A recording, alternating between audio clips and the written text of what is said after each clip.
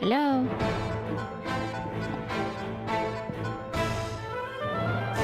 Can you hear me? Yes. Okay.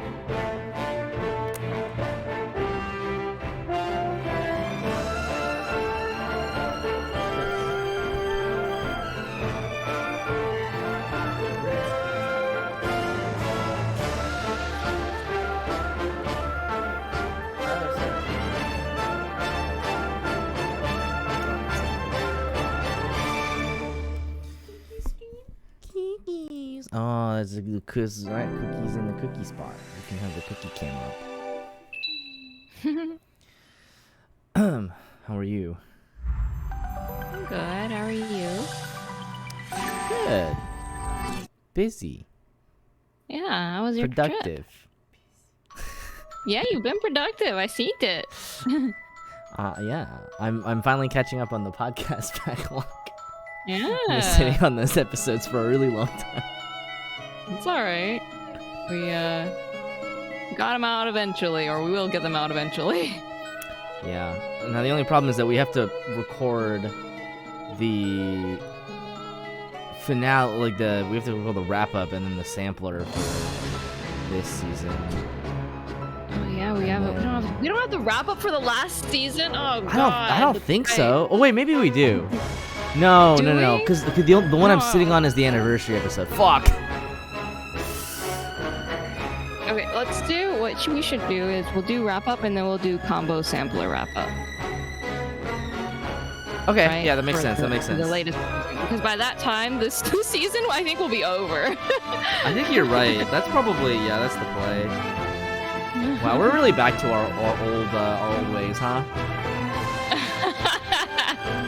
This is how we originally did those episodes.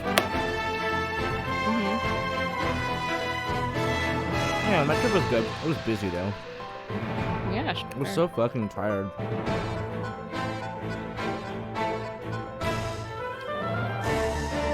That's how vacations go all the time. Yeah. It'd be like that.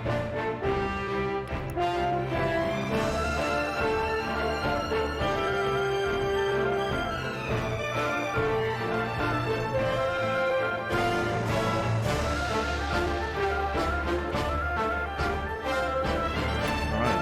Well, in that case, are you ready for some Ace Attorney? Heck yeah. Just get right into it. Long-awaited return. Here, let me turn that cookie cam on. You need some cookies? You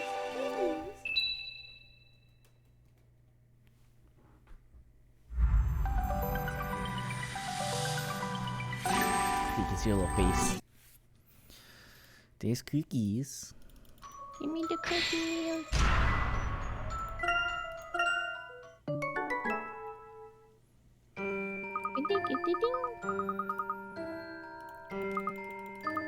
Probably should have read the the recap. It's been, I think it's been like a month since we played. I think we just met up with Homie, right? Okay.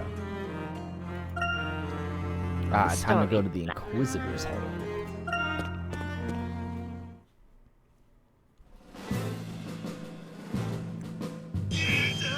Yeah, welcome back to the Women Respecting Club.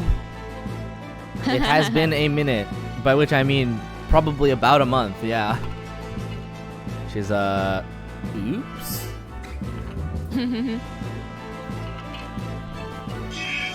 Oh my god.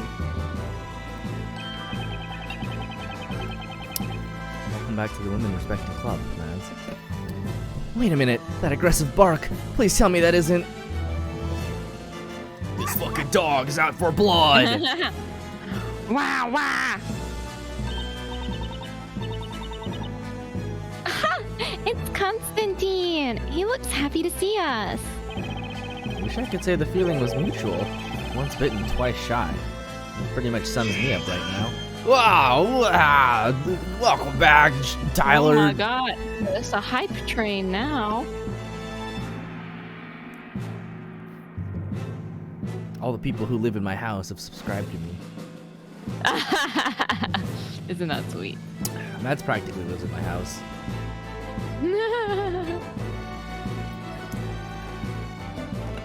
You're literally going to be here tomorrow to eat our hard-earned brisket.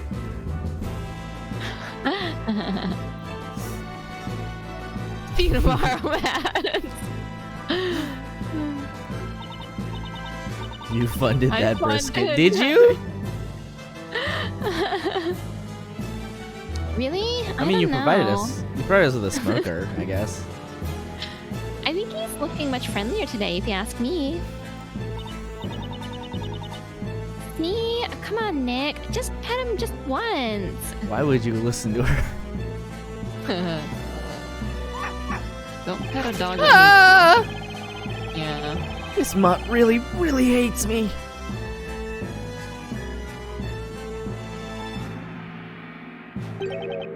Well, well, if it isn't Sir Blue Knight. Exactly what are you doing over there on all fours? Oh, Inquisitor Barnum. Glad to see you again. Actually, there's something we'd like to ask you about. Come on, Nick. Stand up already. Oh, I'd like to meet that mutt's owner face to face. How foolish. Constantine happens to be mine. The true knight's companion he is. He needn't waste time sinking his teeth into the likes of you. Ugh, I had a hunch. So Constantine really is your dog, huh? Gotta admire the nerve of this guy. He just sits back and lets his dog bite people. I mean, me.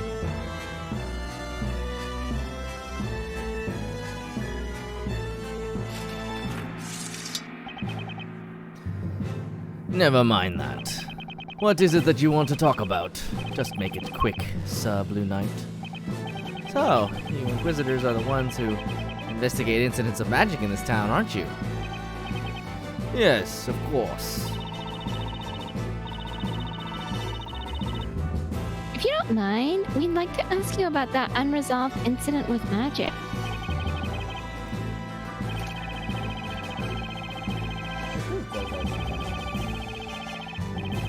Sometimes our printer just like randomly turns on.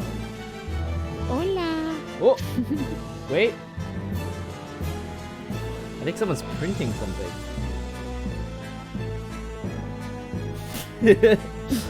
The printer is it's like what? It's what? I found a new recipe.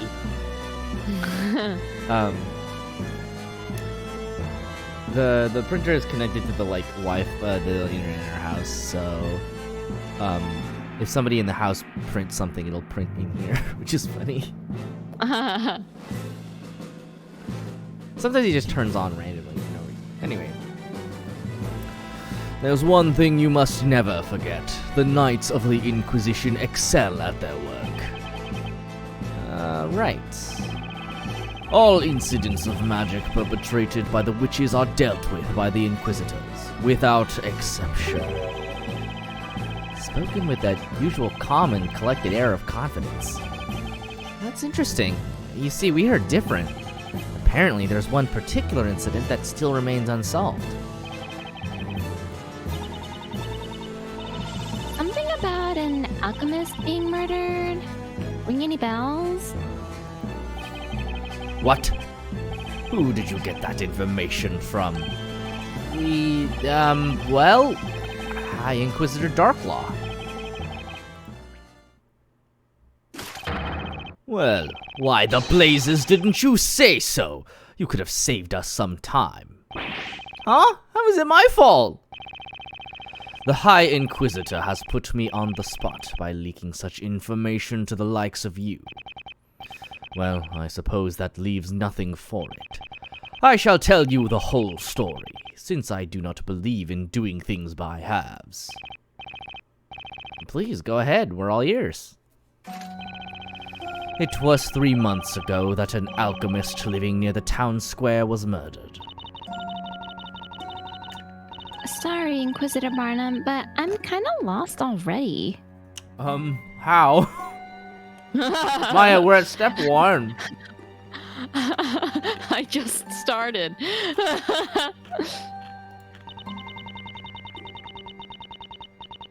Is there a difference between alchemy and magic?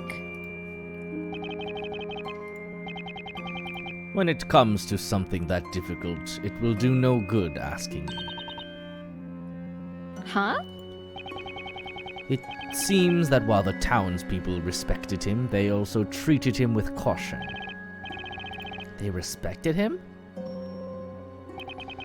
He used his skills to make medical concoctions and acted much like a physician. The efficacy of his cures was almost like magic. He was famous within his neighborhood. In fact, he was sometimes referred to as a Dr. Belduke by the townspeople. At any rate, it's safe to say that Sir Belduke was no witch. How can you say for sure? That's simple. Sir Belduke was a man. Well, can't really argue with that, I guess. Sir Belduke came to a mysterious end 3 months ago. Mysterious end? There were 2 things about his death that cannot be explained rationally. Firstly, the murder scene. His body was discovered in his residence in the study. His room was locked. There was no conceivable way the crime could have been committed, except by witchcraft. Isn't that what people call a locked room mystery? A what? Oh, it's nothing really. So, what was the other mysterious thing? Secondly, until then, all incidents involving witches had been foretold in the story. Foretold in the story? In other words, predicted by the storyteller. However, the murder of Sir Belduke did not appear in the story. Such a thing had never occurred before.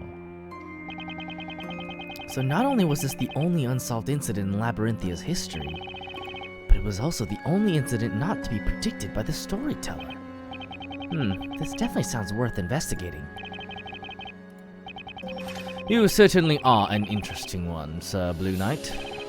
Huh?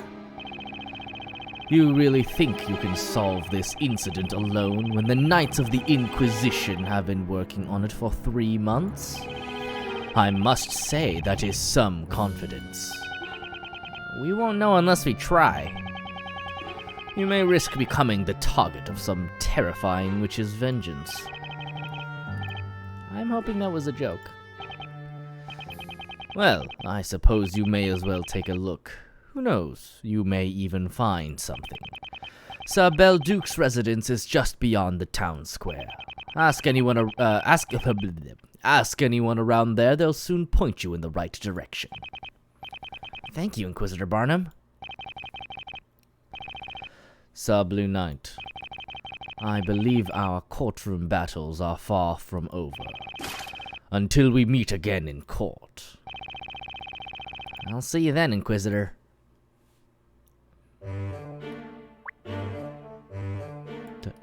Doggo.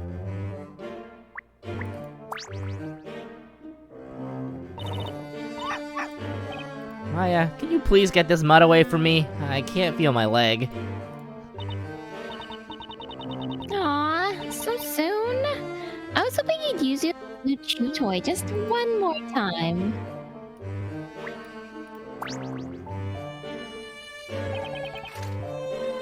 Sir Belduke's residence has already been scoured by the Knights of the Inquisition. I believe you will only be wasting your time if you go there now. We'll show you. Ha, you can't tell us what to do.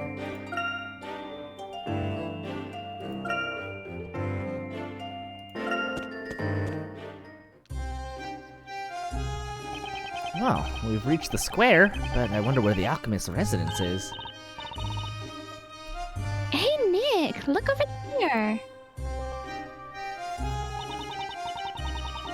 There's a street leading away from the square. Hey, you're right. Let's go take a look. There's still a coin somewhere around here. Coin. Coin.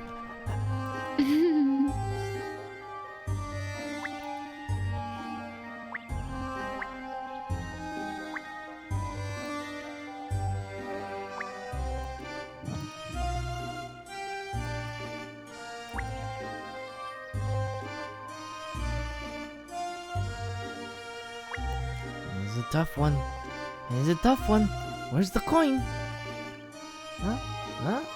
Here, boy. Your coin. Huh? Oh. Hello. Yo. That's what we're talking about. So, this is Sir Belduke's residence. It definitely looks like an alchemist's house. I've never seen plans like these before. So what do we do now? Just because the owner's deceased, we can't exactly go barging in. Have you noticed just how well kept his yard is? It looks like someone is still living here.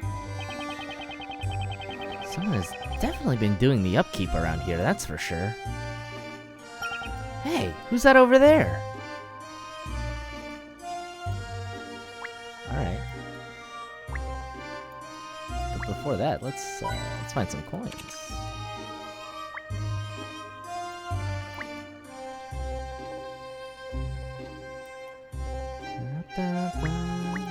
Ah! Of course the crows have one.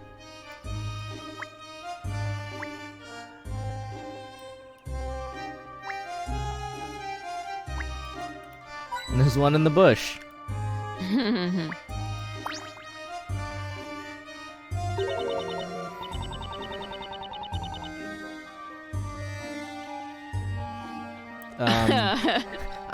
Give me your best little boy voice. I don't know about that. He'll just sound like a dweeb. My sincere apologies. Oh my god! Medicaments are no longer being provided here. I didn't know that's what you meant. Huh?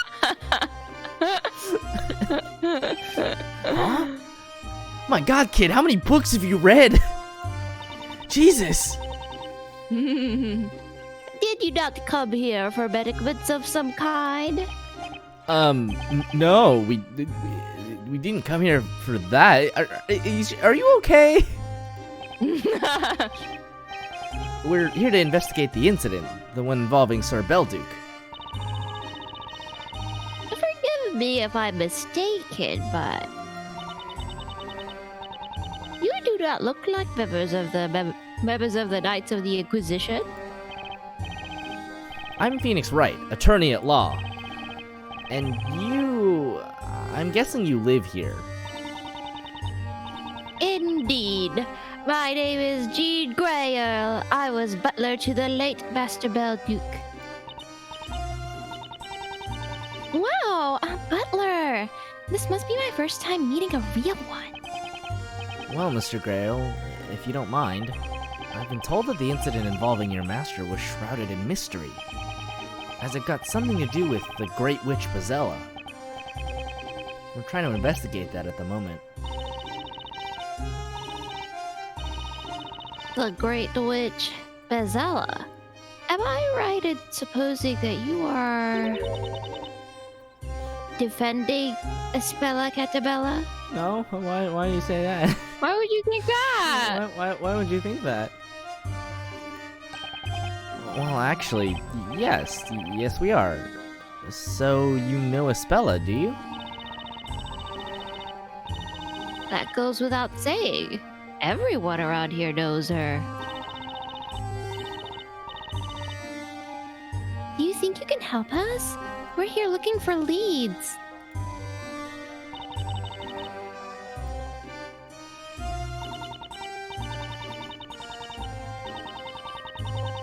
While he was alive, the Master taught me the value of investigating the truth that governs the natural world. If you two are investigating the truth, then it would be against his teachings for me not to cooperate with you. Would you both like to come in? We could discuss the matter further, inside.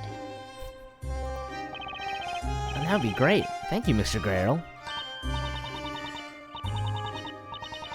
Whoa, spoken like a true butler. He's a pretty cool guy, isn't he, Nick?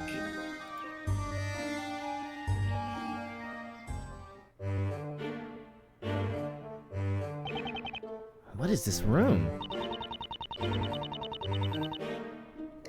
This is the room that Master Belduke kindly provided as my accommodation.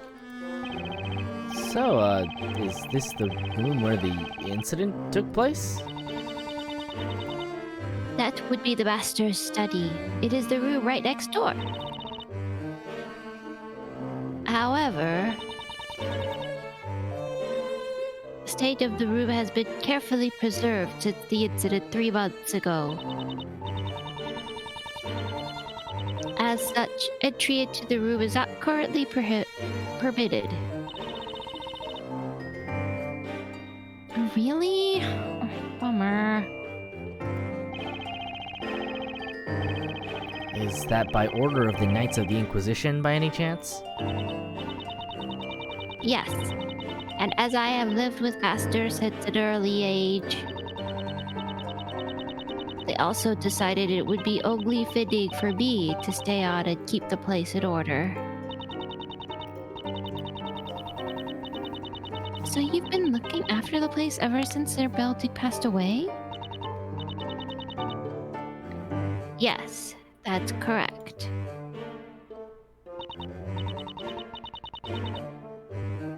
Now then, is there anything further you wish to discuss? Any coins in your room? Yeah. Nice.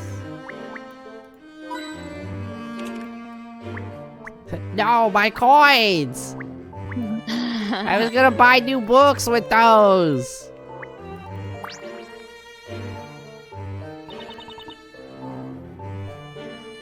As I mentioned a moment ago, I know very little about this matter. As a matter of fact, it might be better to ask the Inquisitors. I can tell you about one thing though, namely, what occurred before the incident.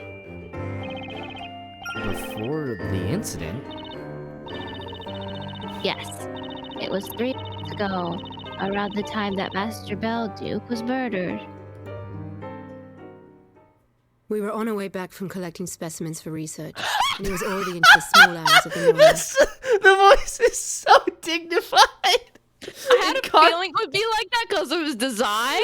In contrast. But, this is way better.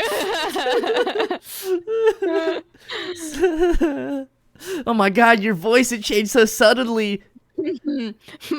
My nasal passage is cleared up. Oh my god, you're so dashing. There was a thunderstorm on the way, and as the storm drew nearer, we quickly made our way home.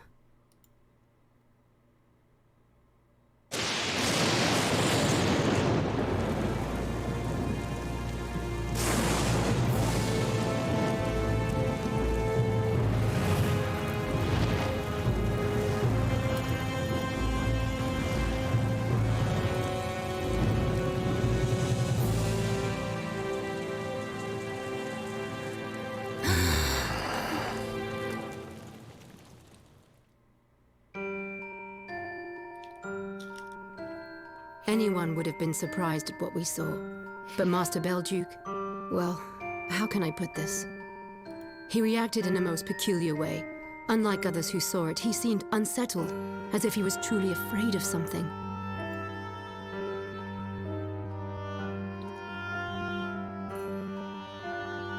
After that bell tower appeared, he changed completely. Master Belduke became a different man.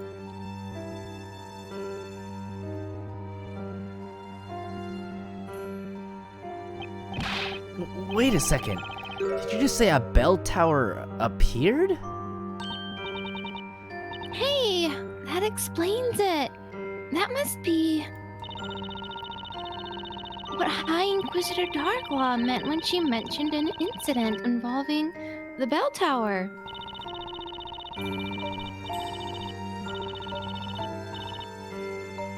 To this day, I do not know what the master was so afraid of. Do you think it was connected in some way to his death? I think it must have been magic. I mean, for a bell tower to just appear like that? Mr. Grail, do you mind if we have a look around? I know that the Inquisitors have already carried out a full investigation, but there just might be a clue or two with some kind of connection to the Great Witch. Well, I suppose. Providing I am allowed to accompany you, of course. There is sensitive equipment everywhere, and it is my responsibility to take care of it. I understand. We'll be careful.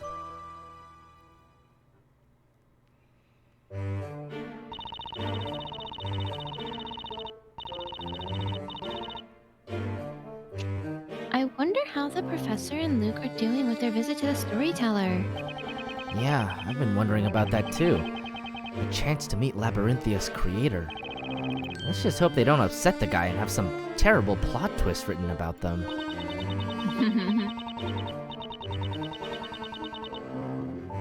It'd only happen if it was you that visited the storyteller, Nick.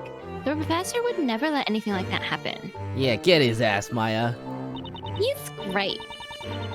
He's so gentlemanly. I've got a feeling they'll come back with some pretty useful leads. We have to do our best too, Nick. Let's keep up our side of the investigation. You got it, Maya. We're all in this together. Come on, let's see what we can find.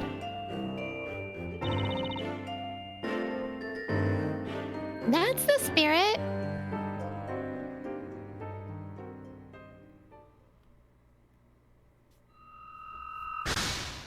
Oh, the bell tower.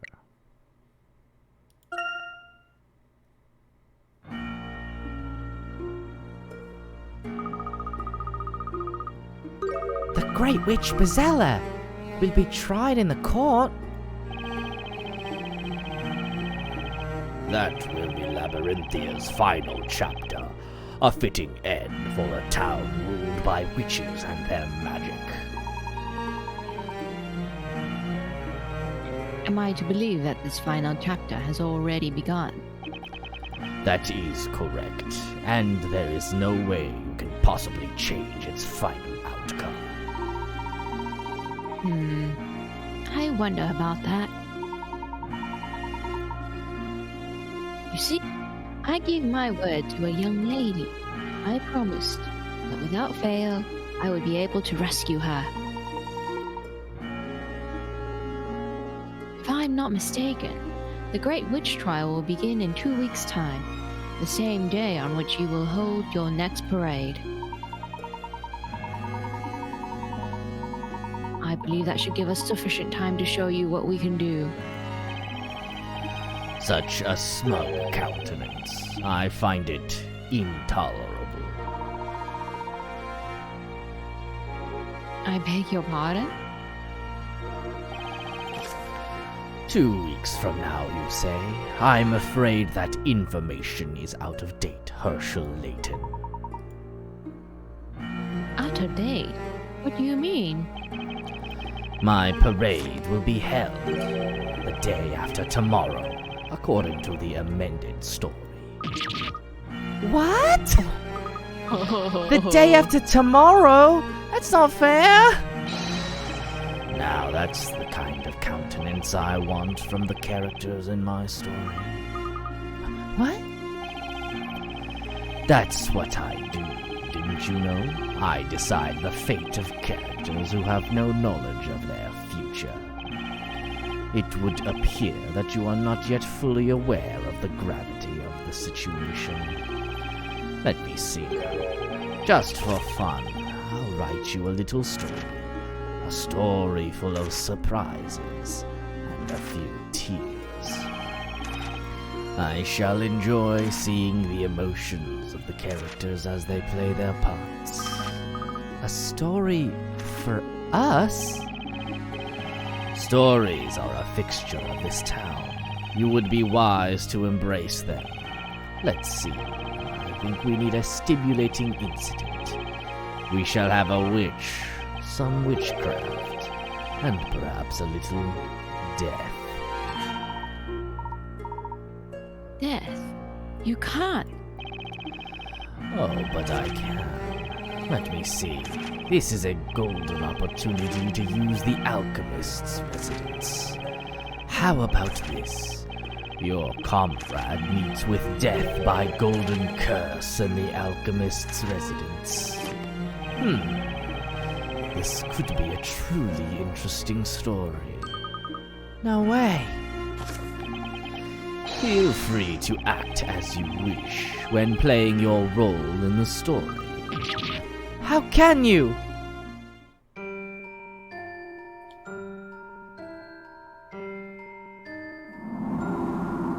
The beginning of a new tragedy or farce. The victim of a golden curse lies in the dwelling of a user of false alchemy. A man from afar falls to a golden curse, and a woman from afar cries out in grief. The woman is captured, her dark trial begins. The fiery pit will cleanse all her sins. Your story sucks. Bro. A man falls from afar to a golden curse, and a woman from afar cries out in grief. This must be referring to Maya and Mr. Right.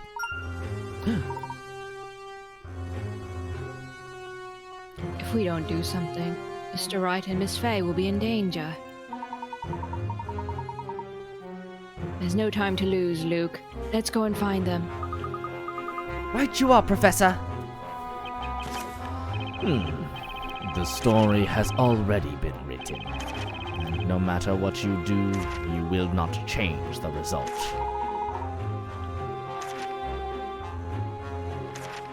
I do not agree. What we do next can change the future in any number of ways. I'm sure that's what you want to believe. In fact, a naive outburst like that could be a poignant plot point. Please be my guest. Your words may help to raise the tension and bring a little excitement to my story. You monster! Luke, now is not the time. We need to help Mr. Wright and Maya.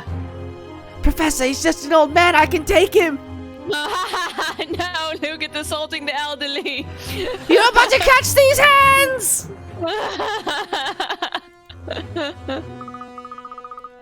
Okay, fine. Let's go, Professor. Better hurry.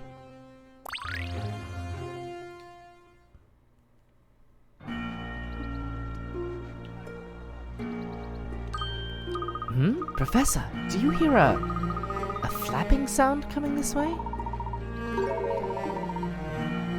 Sound of a large bird, perhaps.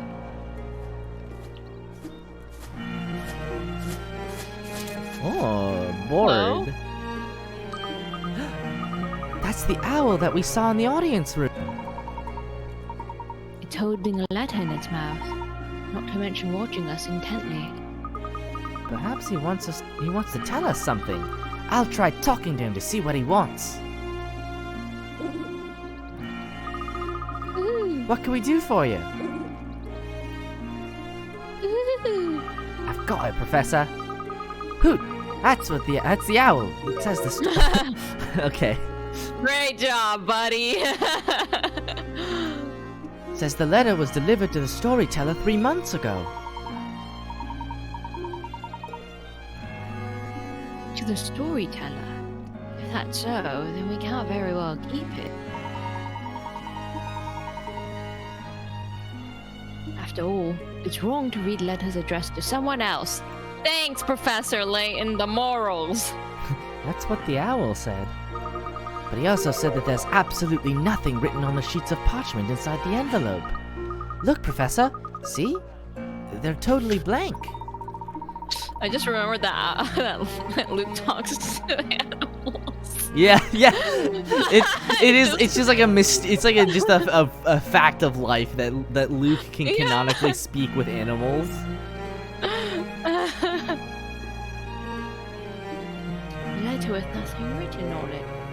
That is indeed most curious. And another thing, Professor. The owl says this letter was sent by the alchemist.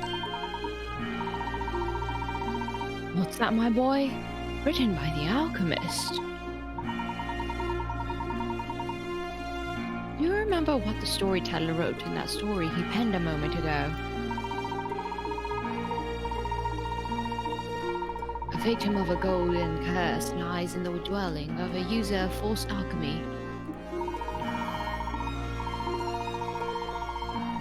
It probably means the place at which this incident will occur. Is the home of the one who sent this letter. In other words, at the alchemist's house, right, Professor? It appears the address of the sender, Sir Belduke, is written on the envelope.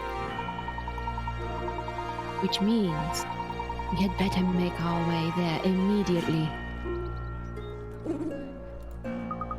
Thanks, Mr. Hoot.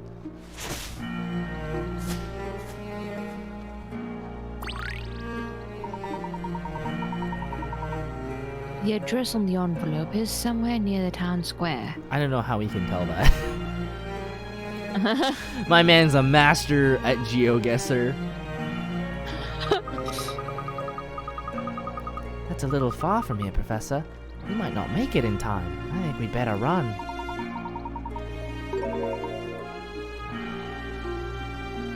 Luke, my boy, we have the need to rent a steed.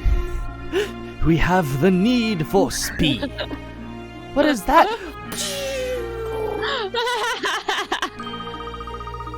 I think you're right, Professor. That would be far quicker than running. Hiya! Whoa! Quickly, Luke. There's no time to lose. Bro, did you just steal these horses? No, we rented them. That's what we said. Easy, boy. This horse certainly is spirited. This is Grand Theft Auto.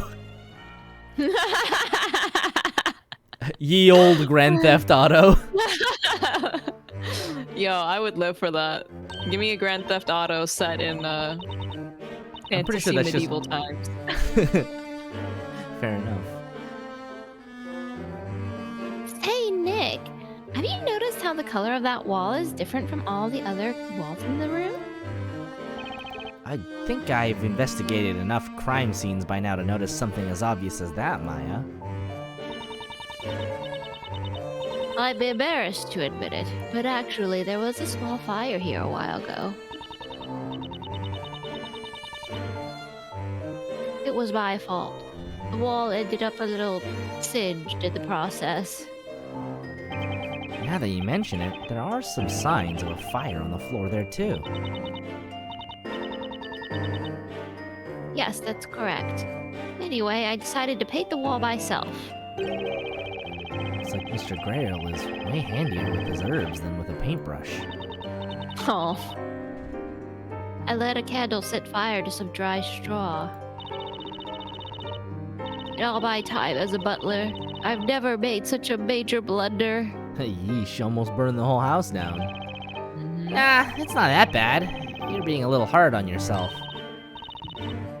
That's right, it's not so bad. You think that's bad? You should see trying to do the laundry. Now that's a major blunder. He almost set the house on fire doing laundry. I don't understand how it's even possible, Nick. Listen, it was one time, Maya. It's like I wrote this game. This man's a walking disaster child. Let's go check out Mr. Balduke's study. While we're here, could you show us around your room a little, Mr. Grail? Of course. If it will bring you any closer to finding the truth, be my guest. However, as the Knights of the Inquisition have ordered that the crime scene be left undisturbed, I must ask that you refrain from touching anything while you are in the study. Sure, we'll be careful.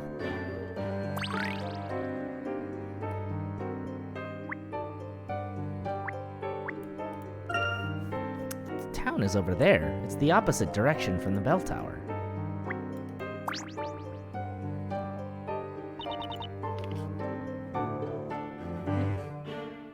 I got a little careless and failed to properly extinguish a fire. I painted the wall green so as to cover the discoloration caused by the fire.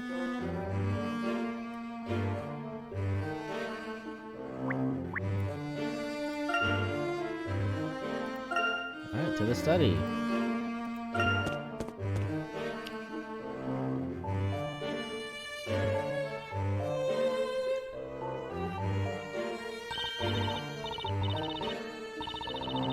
Hey, look, Nick! They're on the floor! It's one of those, whatchamacallit? You know, a crop circle, right? Yes, That's an alchemist circle, Maya. We're not in a wheat field. I mean, it's not aliens. Is it? Aliens! Is it aliens? Maya, you gotta tell me if it's aliens.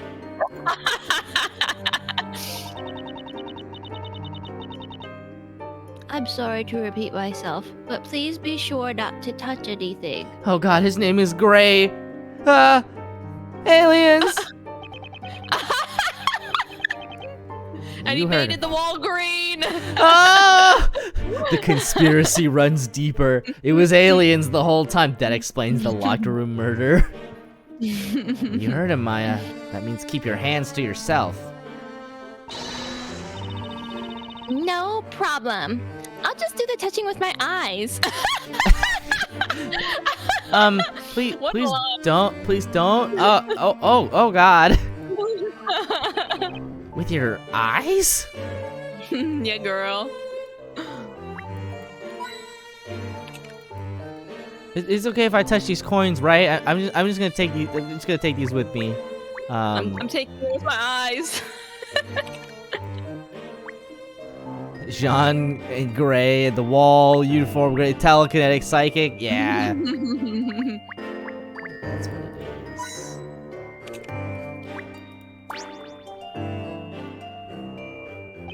It looks like a load of white powder has been scattered around the desk.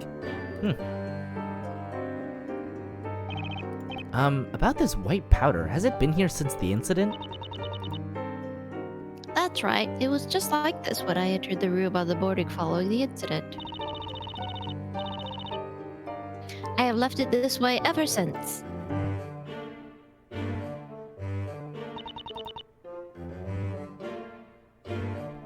I guess someone must have dropped a container full of some medicine. Please try not to walk in it. You may leave footprints. Now that you said it, all I want to do is leave little footprints all over the place. It'll be like, Maya was here. You are a menace to society. She lives for chaos. Oh, that's a magic circle, not a crop circle. It's neatly drawn and it sure looks magical.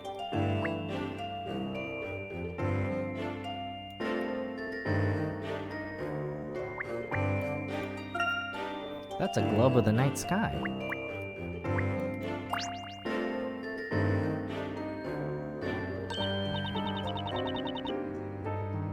Hey, that's a pretty little picture over there.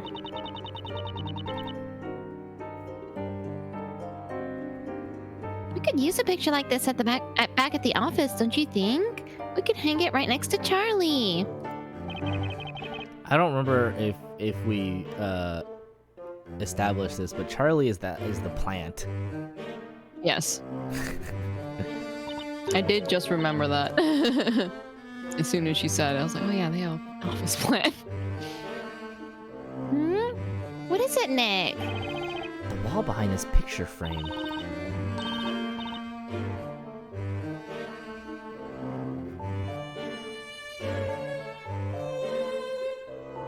The wall? Oh, that! Seems like there's some kind of green mark on the wall just by the painting. I wonder if something's hidden behind this painting.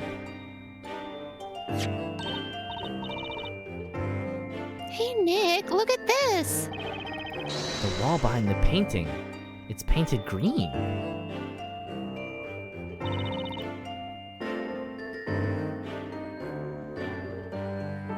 Is there a problem? No problem. Huh. This could be some kind of clue.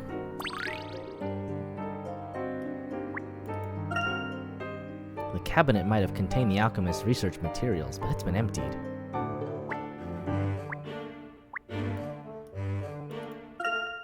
Curiously shaped implement. No idea what it was used for.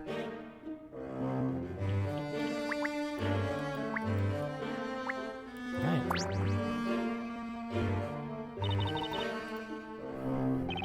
What's the matter, Mr. Grail?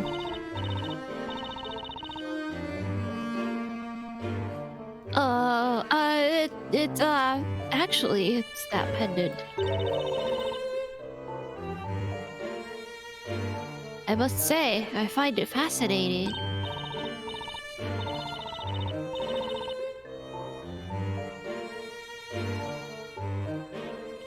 Oh, you mean this old thing? It's called a Magatama.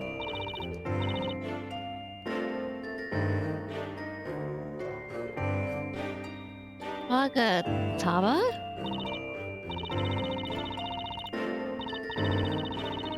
Yep, you could say it's kind of like my source of power, I guess.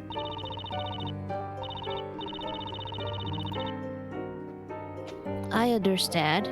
Stones are charged with energy, after all.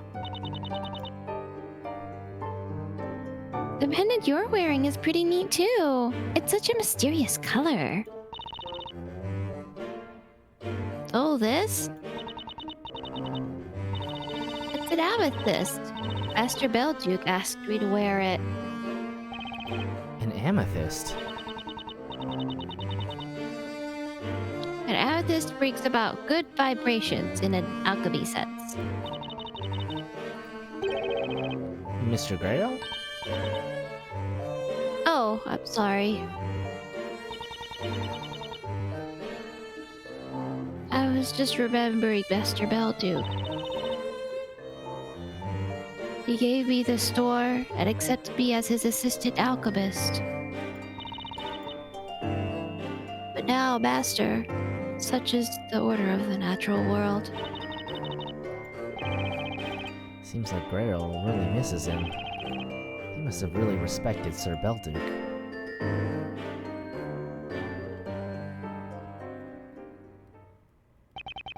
Well, I think we've just about investigated everything we can for now. But we didn't find any leads on the Great Witch. Oh, Mr. Grail? Yes? What is it?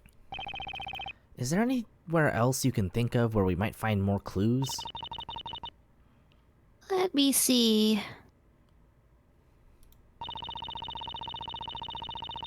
Well, there is a cellar under the study. That's where the master kept his research materials.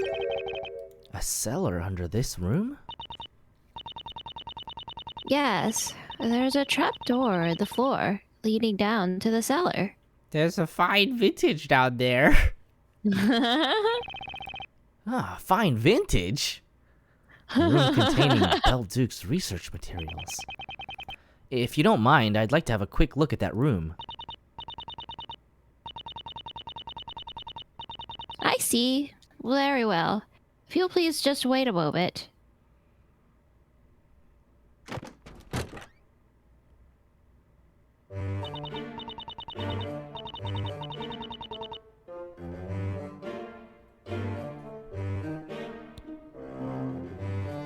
That ladder leads down to the cellar.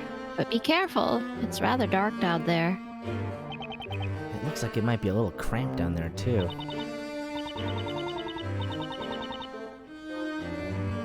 That's true. Perhaps it is a bit small for the both of you at once.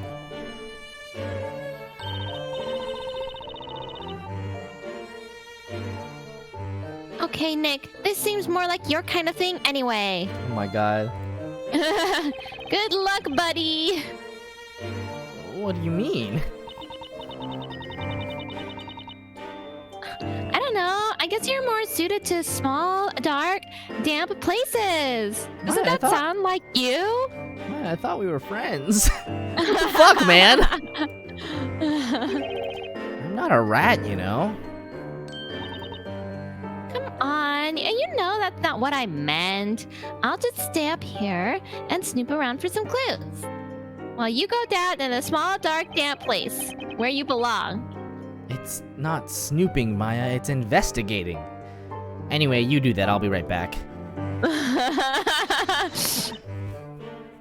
Yay! Way to go, Nick.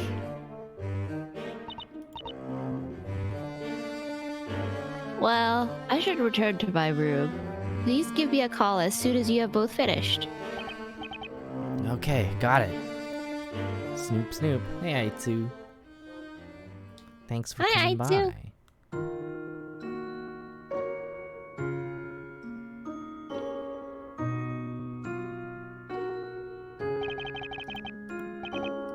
Ugh, it's a little chilly down here. Doesn't look like it's been used much. The air is so musty and stale. Anyway, better hurry up and take a look around. Ooh, all kinds of spooky stuff down here. Where to start? Oh, coin! Coin is where you start. Alright, more coins. Yeah, I've been good. Well, yeah. I'm doing very well. A mighty return to the streams after a little break. Yeah, been a little minute. What's this, a map? No other thoughts about the map. Is that a map? Well, if this isn't a well. Wow. Looks like it's still in use, too. I'm guessing you need quite a bit of clean water for alchemy. Come to think of it, I haven't noticed any plumbing here in Labyrinthia. I probably shouldn't drink this water. The poor potted plants are starting to wither. I'm gonna get some water for them. Wow, good guy Phoenix, right? Looks like a sculpture of a goat, I think. Something about it gives me the creeps. Wait a second, is this... This thing is completely made of gold! Could this be the result of alchemy? I guess in this town anything's possible. If Maya were here, she'd break her back trying to take that goat away with her. That's strange. Almost everything in this room is covered in a layer of dust. A map. Well, I'm a lawyer, not a cartographer. Nothing to see here. Yup. Everything except for that goat, that is, seems to have been kept in pristine condition. Just a fucking biblical blasphemy right here is fucking golden goat. Start moving. Plenty of sketches and drawings. Nothing useful for us. Looks like Sir Belduke studied alchemy here, too. I don't see anything medicine-like, but there sure is a lot of equipment. This desk is pretty messy. Not a speck of dust, though. I guess Grail must be keeping it clean. There's a wooden box by the desk, filled with all kinds of junk. A doll is peeping out of the box. Why am I talking to myself out loud? He always does this. I wonder if it was left by a little girl who was one of the doctor's patients. Well, looks like I've pretty much seen all there is to see down here. Nick, are you talking to yourself again? No! You can't prove anything! I hear a voice down there, and it's yours. No, it's just the wind down here, I swear. The room doesn't seem to have been used much, and there's nothing I can see that might provide a lead. If I stay here any longer, I might just end up covered in dust myself. Not to mention, standing here sighing is kind of clogging up my lungs. Maybe it's time I head back upstairs. I should probably see how Maya's doing. We go up Maya's, like, rip the place apart.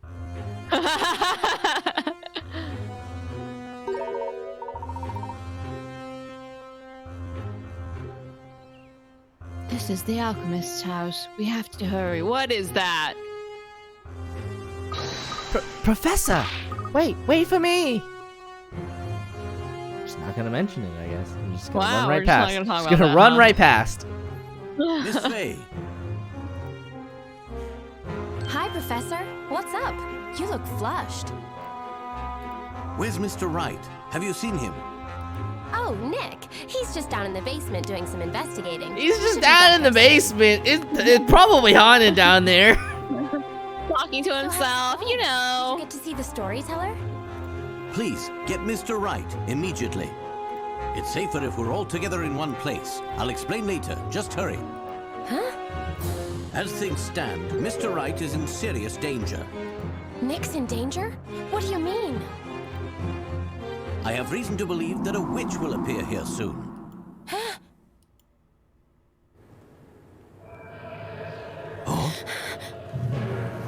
Whoa. Oh, out of the magic Spooky. summoning circle. Who would have thought? All is as written in the story. Do you happen to be the Great Witch Bazella? Concern yourselves not with who I am, but rather with what you will now become.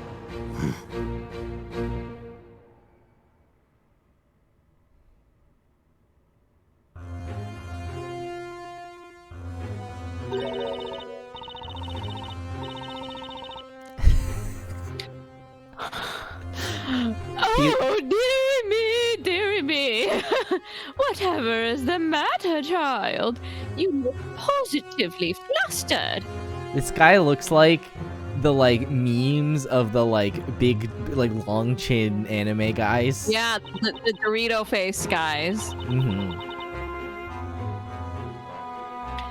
Sir Belduke is no longer resident here. You'll need to go elsewhere for your medicaments. I know that. Let me through. It's a matter of life or death. What kind of voice? All What right. what kind of voice? What kind of voice? Fuck. He's hard and he's a Dorito face. I know. My mind is like trying to like piece it together. Just like, life and death, you say? If so, then I may foresee a hit ballad. Raise up your hearts and sing with Birdly. My bird is Cracker, first, second, and thirdly. Oh, this must be that rival Mr. Bodley was talking about. Oh. Anyway, I'm in a hurry. Oh, dearie, dearie me.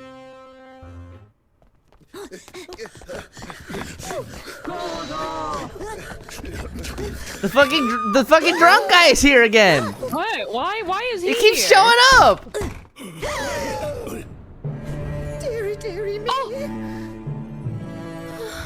Oh. Oh no, not the professor's arm. Oh, my man!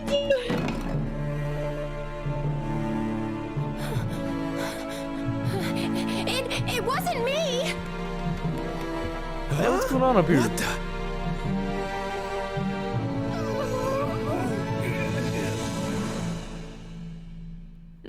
Not the pointing arm. He needed to point. Yeah. The words the storyteller wrote really did come true. And in the worst possible way. What are we gonna do without the only competent member of this party? A man from afar Oh, God, we're falls to lost. a golden curse. At first, I thought he was referring to Mr. Right, but I got it all wrong. It was about the professor.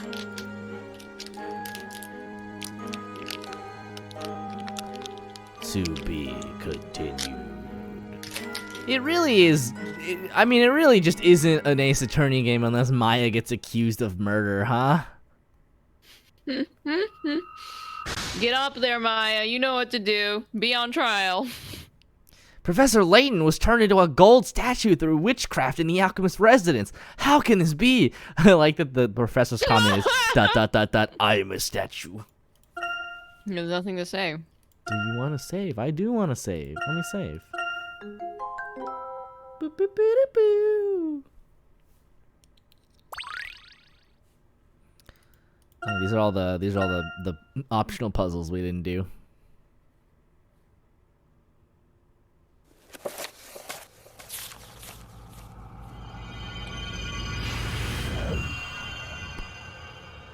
Chapter 4: The Golden Court.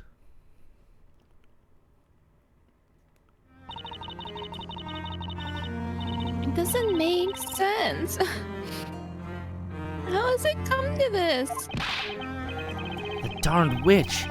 Why did it have to happen to the professor of all people? What are we gonna do, Maya? I can't do this alone!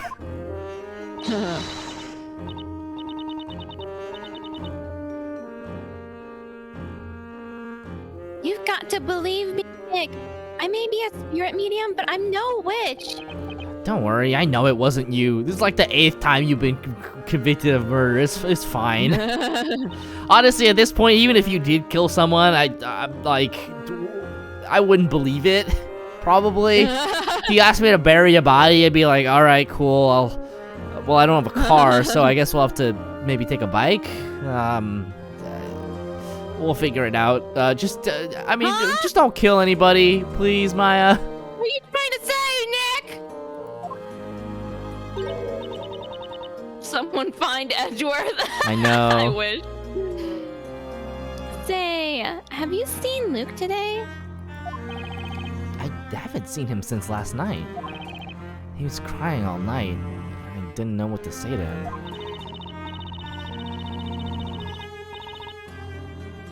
No kidding. He's the one suffering the most from all this. Poor kid. He probably needs some time alone with his grief. We should leave him be. I would never, but Pearly, I could see it. That's true. Pearl would I feel like Pearl would kill somebody on accident. Like she'd flex her arm too hard and break somebody's neck and just oops. Yeah, you shouldn't have to see the trial.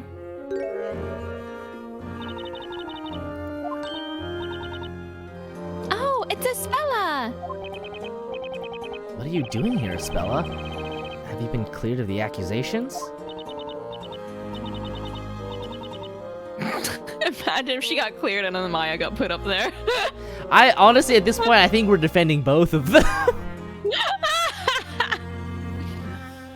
Back to back, baby! No, not yet. If only it was that easy. It's just that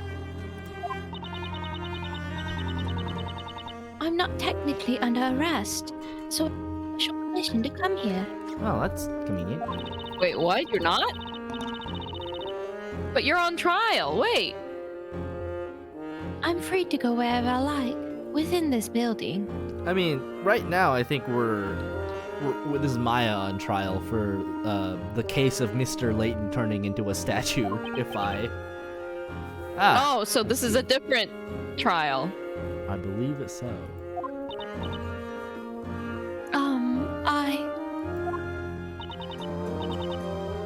I heard about Mr. Layton.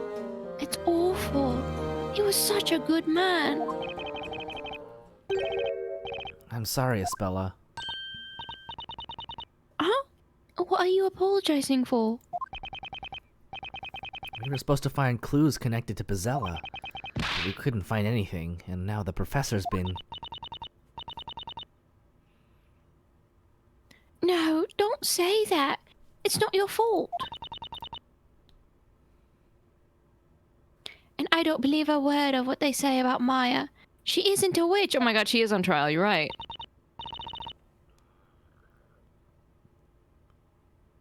Thank you, Espella. At least someone cares about me.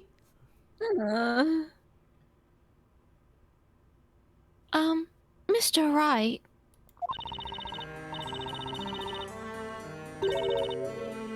Do you mind if I assist you in court today? What? We're gonna be thank defending God. you later. Oh, thank God, I can't do this alone.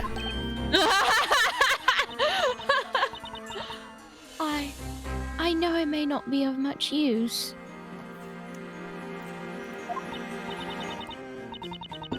But I'll do what I can.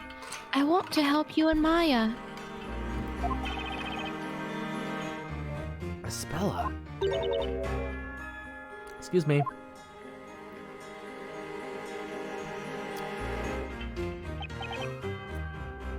You're... Grael, butler of the late Master Belduke. I have come to inquire after Miss Maya. It is most regrettable what happened yesterday.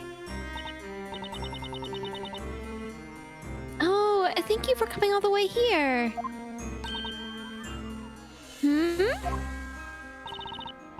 You look really pale, John. Are you alright? Oh, please don't worry about me. It's merely that, since the incident, sleep has eluded me. Oh. I sleep with one eye open. I'm afraid the witch will come back for me. It did pop up in your house, huh? Oh. I spent the night searching through Master's notes on alchemy. Oh, okay. I hoped there may be some mention of a method by which something turned gold may be reverted back to its original form. What a guy, this guy. Just gotta make sure to stick that arm back on there first. Yeah. You were looking for a way to rescue the professor? You know the feeling, John? I fell down the theorem hole. Human fate is often cruel, but that's also why we must never lose hope.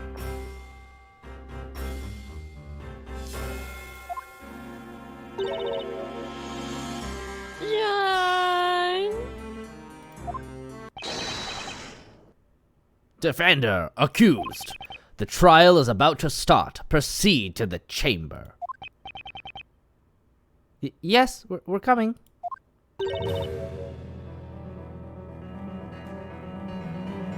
Nick! Cheer up, Maya. I'm on trial again, Nick! I know. Oh, this just keeps happening. I'm not just gonna let them sentence you. I just wish all this would stop already. I mean, seriously, like 4 times? Whether someone's a witch or not. Yeah, Maya, this may be... I don't know if there's anybody that's ever been convicted of, accused of crimes more than you, really. In the world, Like, in history of anything. Yeah.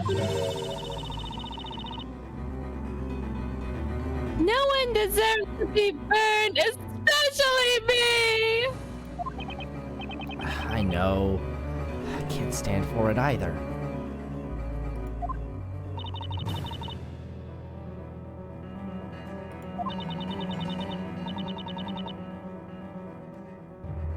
If you'll kindly excuse me now, I must return to my duties.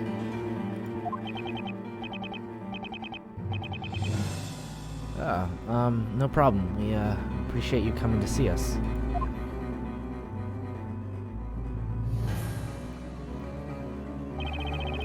Something's bothering me. Jean seems somewhat odd today. He is acting kind of funny. Let's go, Mr. Wright. The trial is about to begin.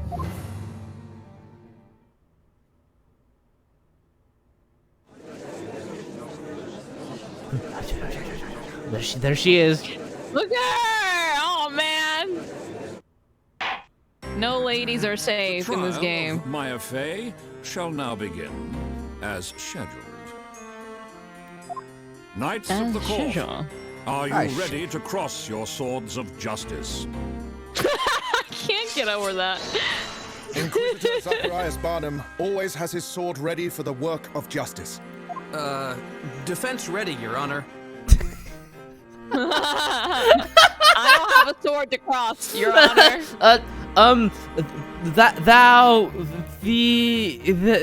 Thine good Verily. sword.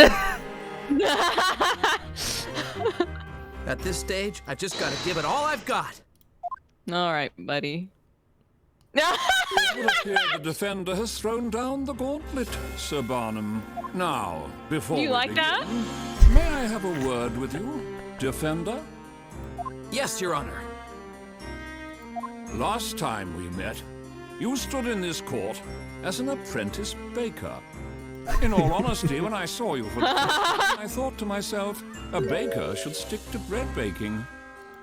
Is that so? What a fine first impression I made. Rogue judge or wizard judge. I think he's meant to look more like a wizard. However, today you are not. But the fact, you know what? It's because it's like a purple and gold hood. Like it, Yeah. the color scheme is very rogue. Yeah.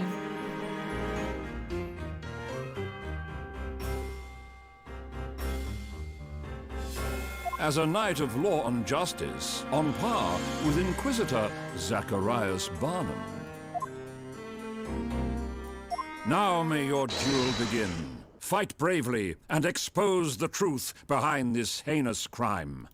All right, we're all counting on you, Inquisitor Barnum. I knew she was a witch as soon as I laid my eyes on her. She's got witch written all over her. Why not? Bake the baker, I say! Oh my God! I'm not a witch. Take the baker!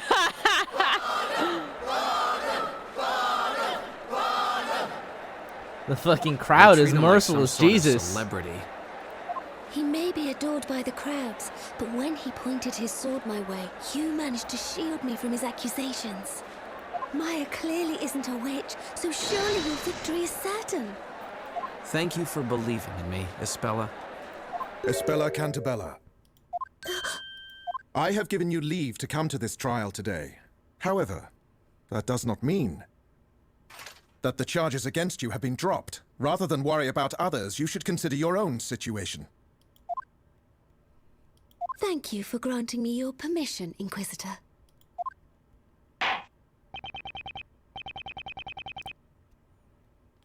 Inquisitor, you may punishment. As you wish, my lord. As usual, let us commence this trial by first recounting the events, if it pleases you, Sir Blue Knight. As, you wish, Inquisitor. I still can't get used to this terminology. This heinous crime occurred in the residence of the late Newton Belduke, the alchemist. Here is the sketched plan of his residence. This room of a somewhat questionable nature is the alchemist's study in which the incident took place. The only ones present at the moment of the crime were the accused and the victim, no one else. The witnesses who arrived at the scene seconds later have indicated where they found the accused and the victim. Very well. The sketch is accepted as evidence. Floor plan added to court record.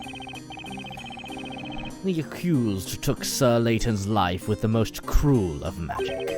A living man 1 second, a golden statue the next. Such wickedness. Magic that turns things into gold? Oh, sure, why not? Several townspeople rushed to the room and paid witness to the horror of this magic. The accused has been captured and charged. Goodness, that is terrifying.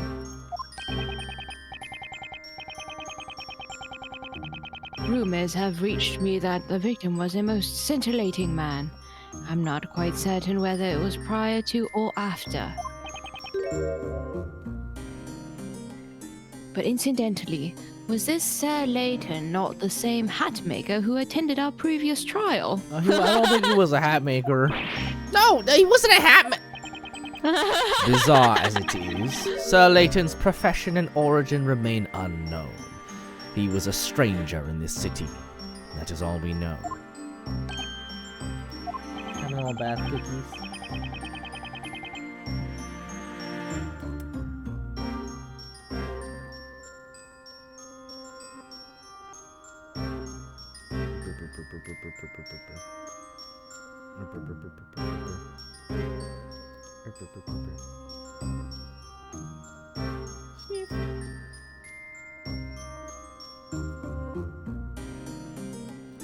And you, sir, his acquaintance. You are an unusual presence in our city yourself.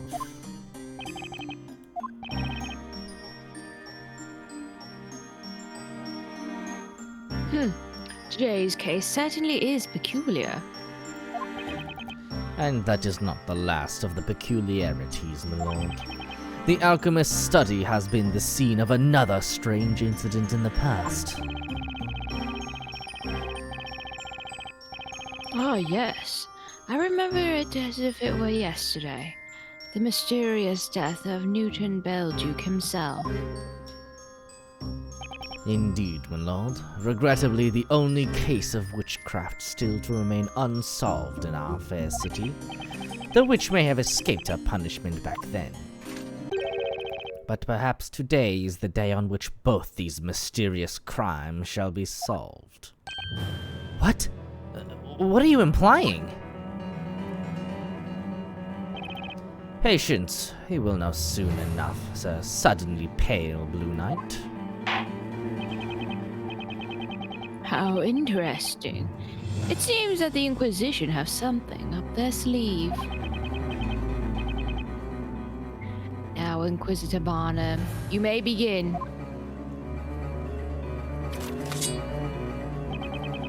Thank you, my lord. The Inquisition summons the witnesses to this malicious crime of witchcraft. If only I'd made it to the room sooner. Maybe I could have prevented all this from happening. I won't let Maya take the rap for this. I'll find every single crack in their testimony and prove it wasn't her.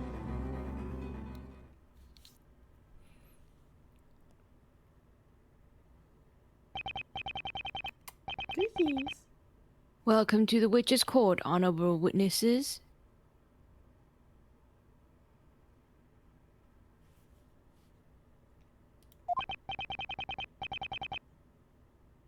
Now let us hear your names and occupations.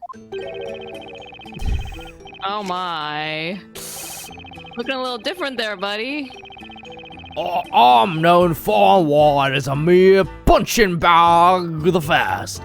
Soon to be new head of Punching Bags Retail Organization Pro. Hang on!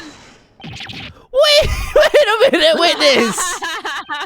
What's up, Blue Squad? You're that guy from the previous trial! What the heck happened to you? You look like you've been on one of those ultimate makeover shows. Whatever do you mean? My name is Amir Punching Bag First, soon to be head of Punching Bags Retail Organization Pro. What is the meaning of this, Inquisitor? I do not care to delve into this witness's personal affairs. Looks like he remembers them all too well. Witnesses, pray continue.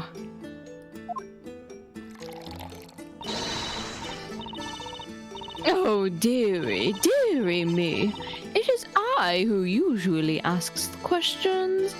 I am, you see, but a humble teacher. Call me Miss Primstone. The children of Labyrinthia Primary School have the privilege of learning the truths about this world from me. An elementary school teacher, huh? I need to know at least one witness seems sensible. The winds carry my song, it's birdly stringing along. Parrot and bird ensemble avant-garde. My faithful muse here is Cracker the musical parrot. No one understands music like Cracker, aside from me, naturally. Oh, okay, at least it's not another goat. I mean, I fucking hate parrots. He just imitated that teacher perfectly. Espella, I don't want to hear anything about parrots. Bro, that parrot is about to be part of the trial. Is it the same bird that tried to convict Edgeworth? It is not. I'm Luke Triton. My occupation is the Professor's Apprentice. Oh! Luke? Luke, but why? What are you doing there? I made up my mind. I'm doing this for the Professor. A gentleman has to pursue the truth. But Luke, that's where the Inquisition's witnesses stand. I'll never forgive that witch. A gentleman shouldn't glare at people as if he wants to hit them in the face. I'm gonna throw hands! Let me at him!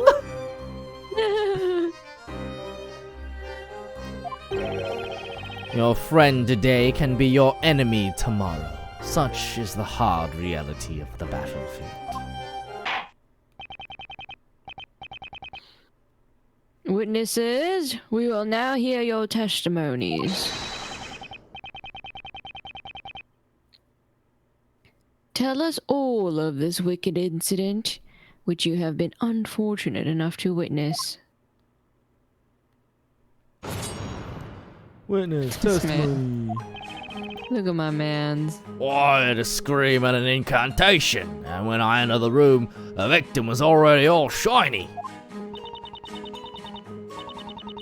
Mayhap something caused discord between erstwhile friends.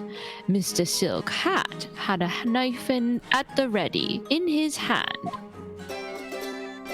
Victim of magic, sparkly and done for. I heard the staff fall on the floor. The professor must have seen through Miss The professor must have seen through Miss Maya's deception and confronted her right there, face to face.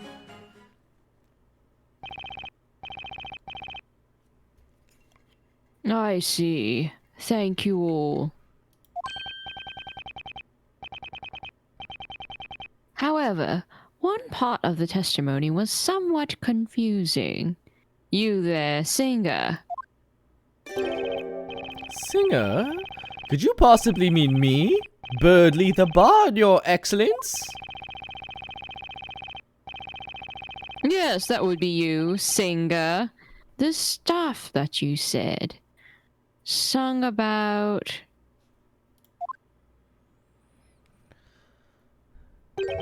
It is as you suspect, my lord. This very witch's scepter. Oh god, this goddamn thing again. There are two different magic gems attached, meaning the perpetrator could have used two types of magic. Yeah, it would seem so. This gem here enables the use of a gold transmutation spell, Goldor. Goldor. Just the word alone makes the tiny hairs on the back of my neck stand up. Ha ha, that's the one alright, that's the dreadful incantation I, a mere punching bag of ass, also had. Oh dearie, dearie me. I have seen that scepter, so I have. Clank tips over the golden man. The scepter falls, not the witch's plan. Oh, dearie, dearie me. How dare she do that to the professor? By the way, this witch's scepter was found on the floor near the victim. If you'll turn your attention to the sketched plans, it was located right here. A scepter dropped by the accused would naturally tumble to exactly that spot. Objection! Inquisitor Barnum, what you're saying amounts to nothing more than a baseless accusation. You are on edge today, Sir Blue Knight. Is it because your friend is on trial? Perhaps you had better cool yourself down.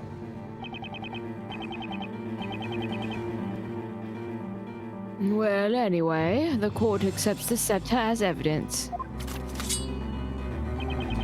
Thank you, my lord.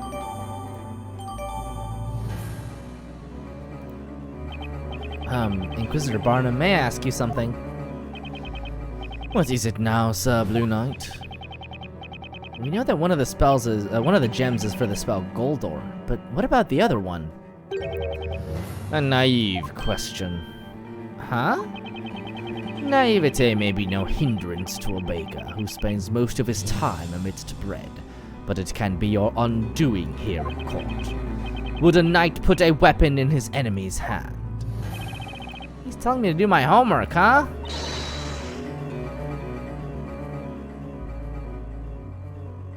Mr. Wright, I looked for information about that magic gem in the Grand Grimoire. Thank you, Spella. That'd be great. At least someone's on my fucking side.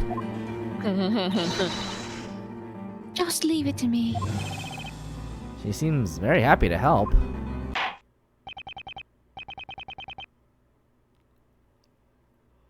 The defender may interrogate the witnesses.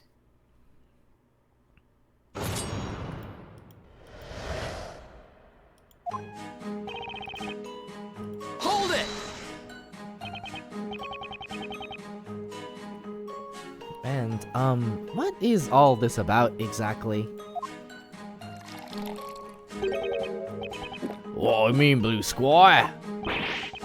Your gaudy, colorful outfit. I mean, your attire was different last time. A little more modest.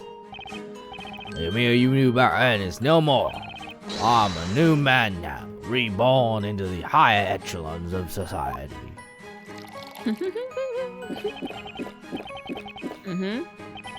What's he drinking? There's a skull and crossbones mark on that bottle. Enough idle chatter. The witness heard a scream and an incantation. Is that correct? That's right. Just like what you said earlier, Inquisitor Bottom. It was the spell Goldor, and it was without a doubt the voice of the accuser said it. However, it's rather peculiar. When I saw the accused and the victim together last time, they seemed to be on friendly terms. That they did seem to be.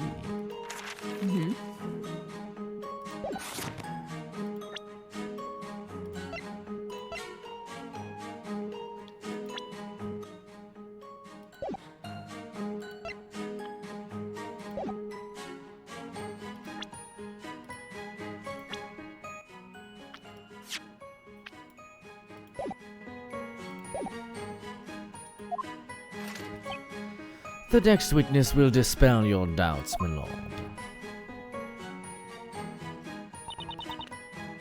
Hold it! Are you saying you think they quarreled? The other day, I saw you all together in this very court, and you were evidently friends. Well, yeah, that's true, but what's that gotta do with... Now, everyone, listen carefully. No chatting in the back row. What I say now will be in the next exam. Ms. Brimstone's lesson number 5. Friendship leads to nothing but trouble. Oh my god, what are you teaching these kids? These poor children. Oh my god. This is a terrifying libertarian society. Friendship makes you weak. You must be self-sufficient.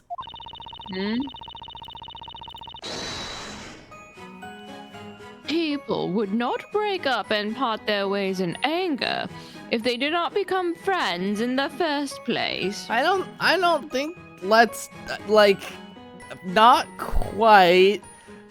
Are you qualified to be a teacher? Yeah. The kids in our class must grow up to be model citizens.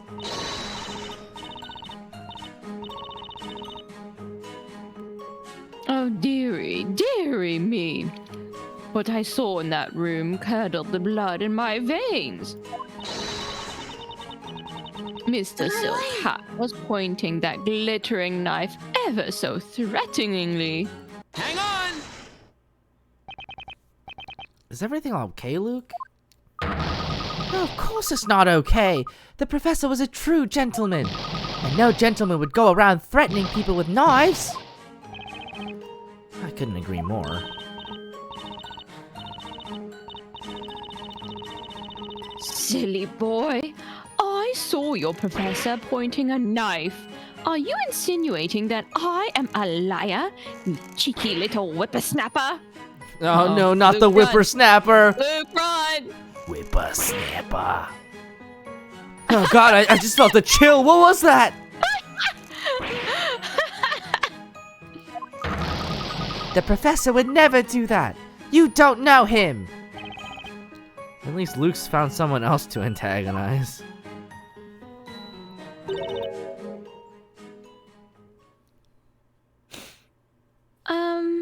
Mr. Wright?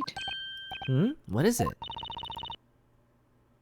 I think there was some important information in Miss Brimstone's testimony. Really? Oh, I'm sorry. It's not my place to say things like that. Oh, I didn't notice anything. What could that be? What was the spell about to say? Spella, why don't you tell us all what you've noticed? Oh, is that okay? It's just something I'd like to ask Miss Brimstone about. Well, just go ahead and ask her.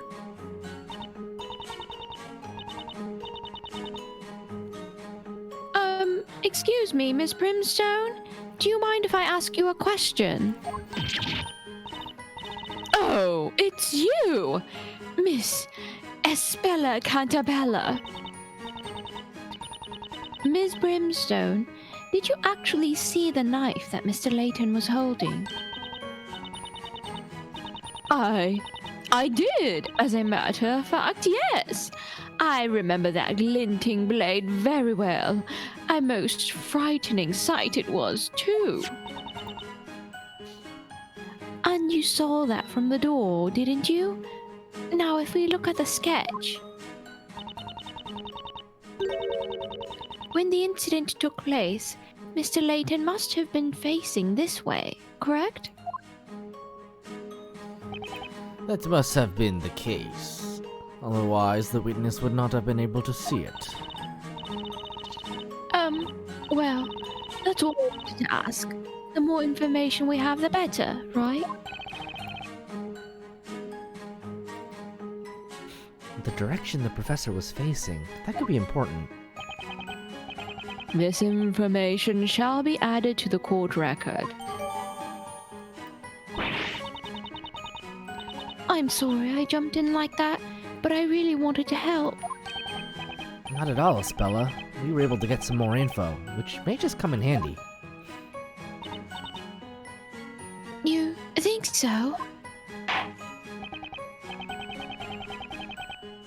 Now then, the next witness shall continue with the testimony. Look at this guy. Hold it! Would you mind describing what you saw without singing about it? As you wish, my musically impaired friend. Simply put, when I entered the room, the victim was worth his weight in gold, for obvious reasons. He tipped over and fell heavily onto the floor. The room became drearily silent. And then I heard that scepter tumbling across the floor. Hang on! May I ask you something, Miss Brimstone? Dearie me, oh, dearie me. My dear, do not frighten me so. I feel like a schoolgirl caught napping during class. Miss Brimstone, did you see the witch's scepter at the crime scene?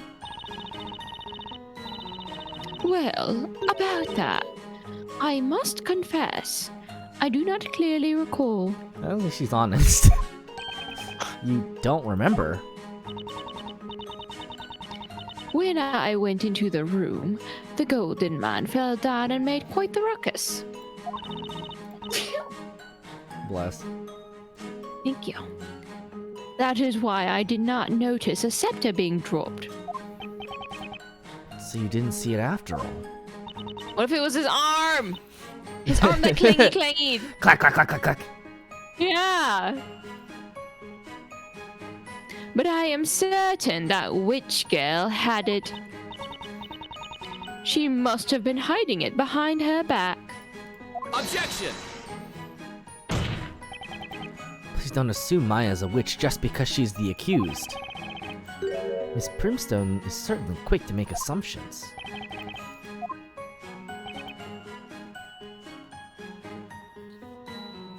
I see. Now we would like to hear the next witness's testimony. The next witness is a bit problematic. Hold it! Luke, open your eyes. Maya isn't a witch.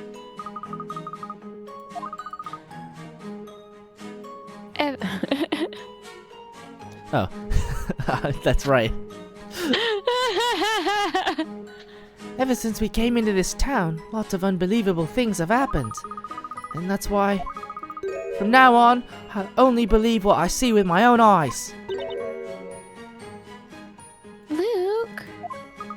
When I went into that room, the only people I saw were the Professor and Maya. The Professor had been turned to gold, and Maya dropped that scepter. That's not true. What? But Maya? I didn't have any scepter, and we weren't the only ones in the... Silence! The accused has no right to speak. Be silent or you will face punishment. We can end this trial immediately should you decide to feel talkative again. I'm sorry. Well, Luke, is that really the truth? Huh? Did you really see the scepter? I don't know.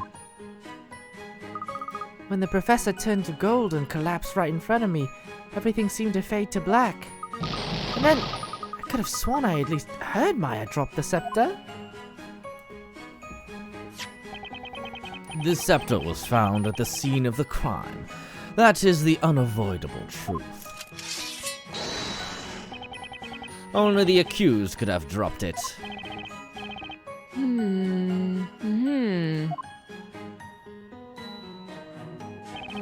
This isn't looking good.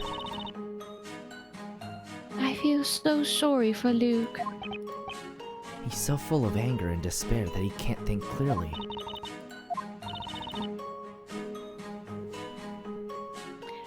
He said he can't forgive the witch. I understand how he feels. Anyway, I need to find a way to calm Luke down first of all.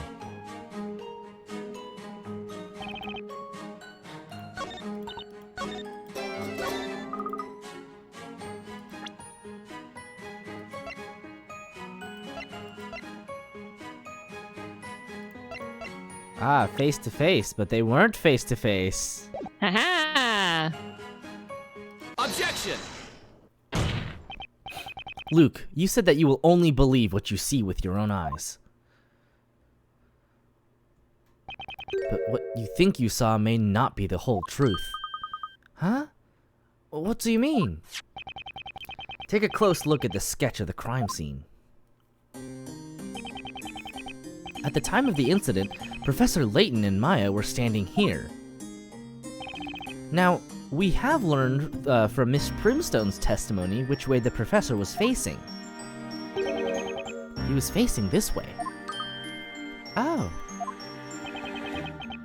You testified that the professor confronted Maya face to face. But looking at the sketch of where they were standing, one thing is clear. There's a contradiction in your testimony. Huh? Objection! Hiya! Whether they were facing each other or not is of no relevance whatsoever. They were the only ones in that room. One was a victim, thus the other must be the witch. Objection! I will ask you to wait before jumping to conclusions, Inquisitor. Think back to Miss Primstone's testimony. She told us that the professor was pointing a knife at someone, threateningly. However, you can see in the sketch that he wasn't threatening Maya. So then, who was he pointing the knife at? Hold it! Luke, what is it? The professor would never point a knife at anyone. I was the one who opened the door to that room, so I was the first witness, and I saw no knife. Miss Primstone's testimony is not reliable. Oh, dearie me. Will you look at this child, sputtering nonsense and talking badly of his elders? Inquisitor Barnum? Yes, my lord.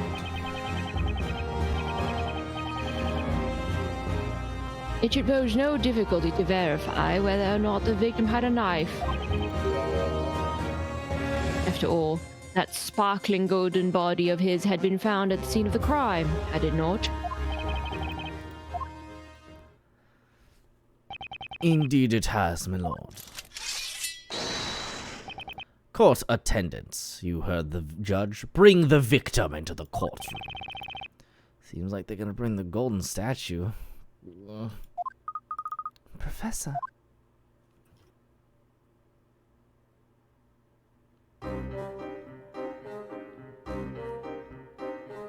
Bro, he ain't got no fucking arm!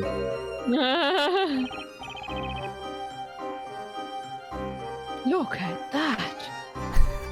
It sure is something. Now he really looks like a Lego guy. You know, even his arm fell off, dude. Like, this is latent at maximum Lego. Yeah. Did it get damaged in transit? Professor! Professor! That's his pointing arm!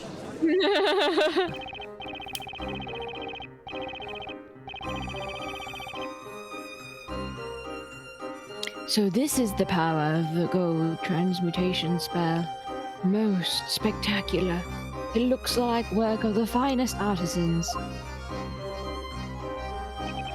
I assure you it is the work of no artisans, my lord. By the way, the missing arm has not yet been found. I can't believe this, Professor. That's his puzzling arm.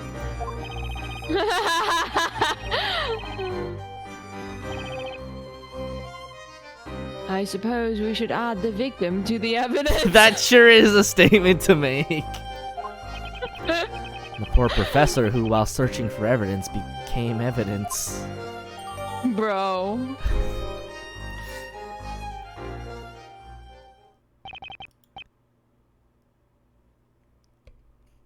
This is unfortunate. I thought the evidence would be as good as gold. But although technically it is, we are still no closer discerning whether or not the victim was holding a knife. Hold it! Let me speak, please. Maya. The professor didn't have a knife, and also there was another person in the room. The real witch was there too. Please believe me. Accused, do I really need to warn you again? Inside the cage, you are to behave like a bird that has forgotten its song. Speak again and you shall be punished. Or are you in a particular hurry to taste the flames of justice, little bird? Objection! Hey, stop yelling at her! But it's true that someone else could have been at the crime scene. Look at the sketch. The victim was facing towards someone, and that person wasn't Maya. Sir Blue Knight, your ignorance is no longer even a surprise. Huh? You do not know what transpired at the crime scene. You think this man was pointing at another person, you say? Let me tell you this. Nearly everyone in this court other than you knows what Sir Hat was pointing at. What? Well, honorable witnesses, is that not so? Or, the mere punching bag fest. Love me some gossip stories and stories of the occult. Elusive like mist, the magical beast. Its chilling breath brings about death.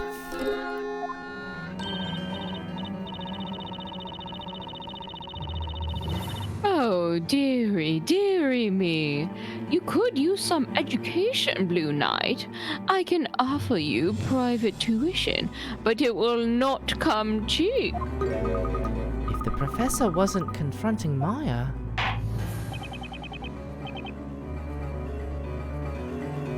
Witnesses, you will now testify. Tell us about this other presence at the crime scene.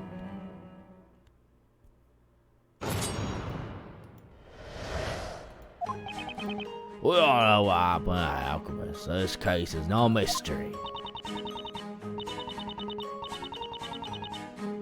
Same play same magic trick. This time her luck ran out and she dropped that magic scepter. The truth obscured by a twisted ruse. The witch couldn't vanish, but did confuse. It happened because the professor unraveled the mystery behind all these witches. The same magic trick was used. They are referring to an incident from 3 months ago. Much like this incident, a man lost his life to witchcraft in that very room.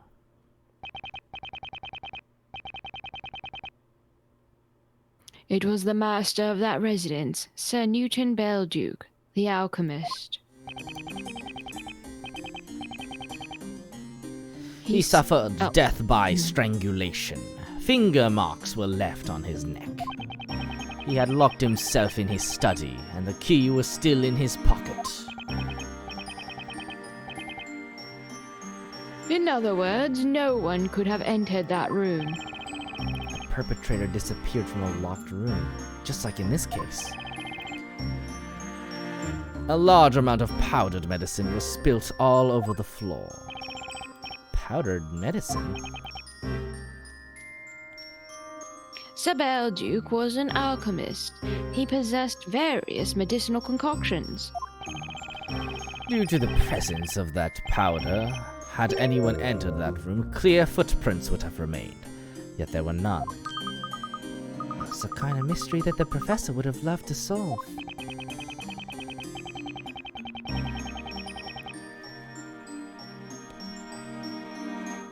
Thus, there were 2 unnatural circumstances to Sir Belduke's death: the culprit's disappearance from a locked room, and the fact that they appeared not to have walked on the floor. It's almost as if they flew away.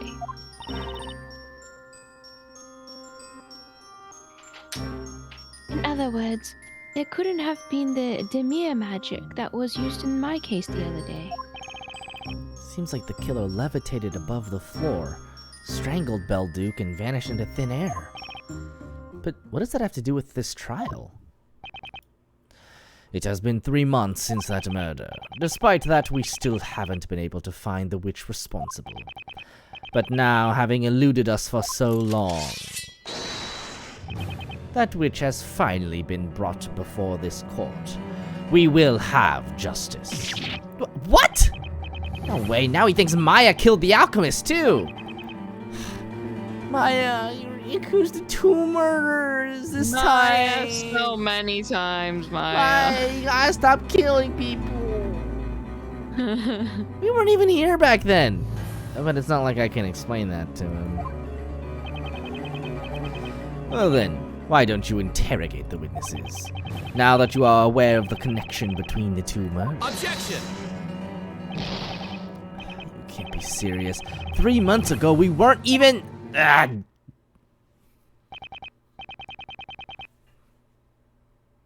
Defender, you may interrogate the witnesses. May their testimonies lead us to the truth.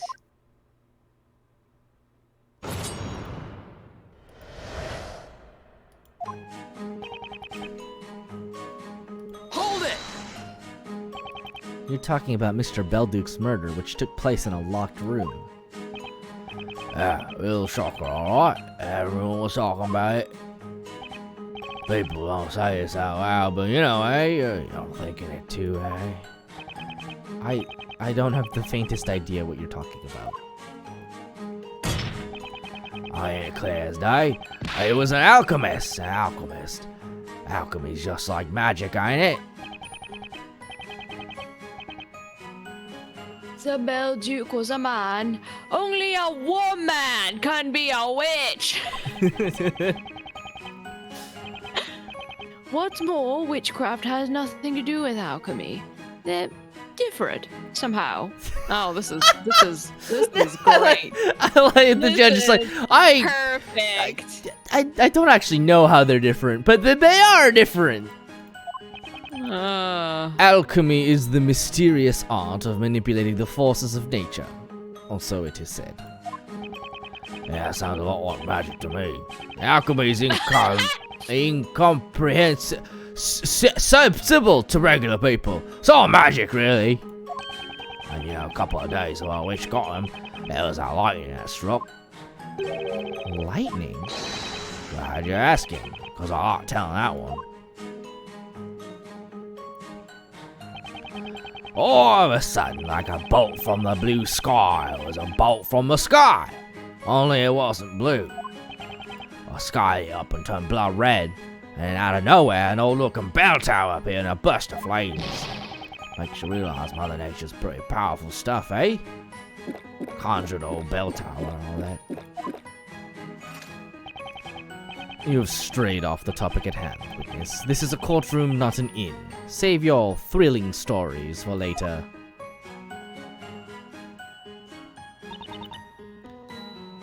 Hold it!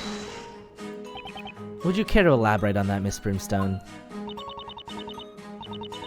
Bruh, Barnum is pretty hot. It's really hot. He got that Ikemen face. He's, yep. There's a reason he's very popular. Hello, hello. You could say I am a scholar, and my knowledge is vast and diverse. I know a thing or two about witchcraft. Therefore, I have a very good idea of the type of magic that must have been used this time. How's the game going?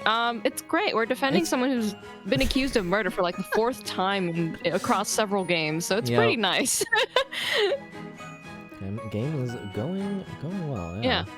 And our friend got turned into a golden statue, so that's awesome. It happens. Yeah. But did they do it this time? Well, it stands to be seen. Who knows? Who knows? She could have killed somebody.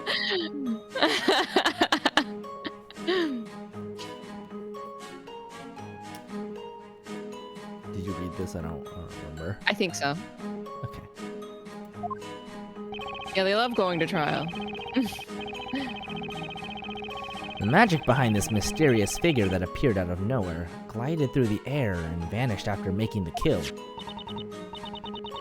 Indeed, yes. And the witch's scepter confirms my theory. A brilliant deduction. I am honored to have studied under an excellent teacher such as yourself, Miss Brimstone. Oh, you were one of her students, eh? He was his teacher? Actually, I guess that explains a lot. They all turn out like him. Friendless. I do not have friends. I have a dog. One. Only. Our His dog occult... also doesn't have friends. You know what? Yeah. He's in. No maidens. No maidens. Our occult crime analysts have arrived at the same conclusion. Mr. Wright. I found it. The page about the pepper magic gem. The spell's called Familia. Familia? The blade. While you were making friends, I studied the blade. What does it do? The spell Familia, bound within this purple gem, is used to summon a familiar. Familiars appear out of nowhere, glide through the air, and vanish when their task is accomplished. Spooky. They are evil, bloodthirsty spirits used by witches to perform outrageous crimes. Evil spirits? Are you saying that the witch used a familiar to... He really, winds it up, yeah. It was a familiar that took Sir Belduke's life, and now it has appeared again. Sir Silcat was probably trying to ward off the evil spirit with his knife. He cannot be done. Have you seen the prosecutor for the Great Ace Attorney games? I feel like you'd get a kick out of him. Oh! Finn! I think you'd like him. Oh boy. You need to know. Oh, he does the desk slam, but he does it with his boot. He does it with him footy. And he looks great when he does it. Pray forgive this discourtesy, my hallowed chalice.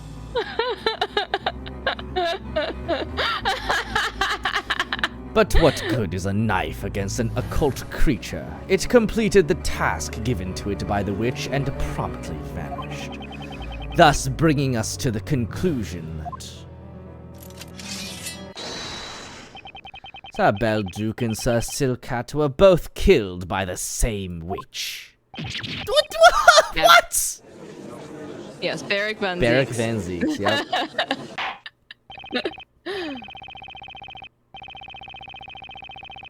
What an unexpected turn of events. The two He's a incidents have been daddy. shown to be connected. He absolutely has that energy. He looks like a vampire.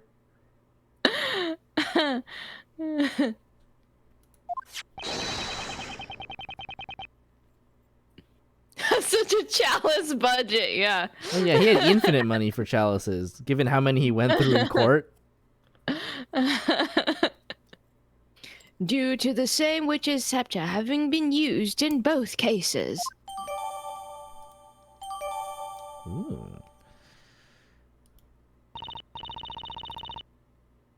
Oh, this is terrible. Now Maya's accused of 2 murders. Oh, dearie, dearie me. I was right, as always. This gruesome murder will be in the next exam. Make sure to take note. Now I shall divulge what really happened.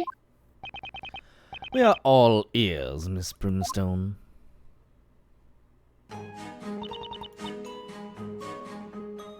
That hat maker was pointing the knife at the witch's familiar. Did you actually see the familiar? Oh, dearie, dearie me. No, I did not.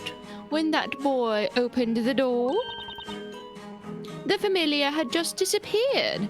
Had the boy opened the door sooner, no doubt we all would have seen it. If he were my student, I would have made sure to teach him not to dilly-dally. I don't think he liked that. Is everything alright, Luke? You seem to be in deep thought about something. No, it's not right at all!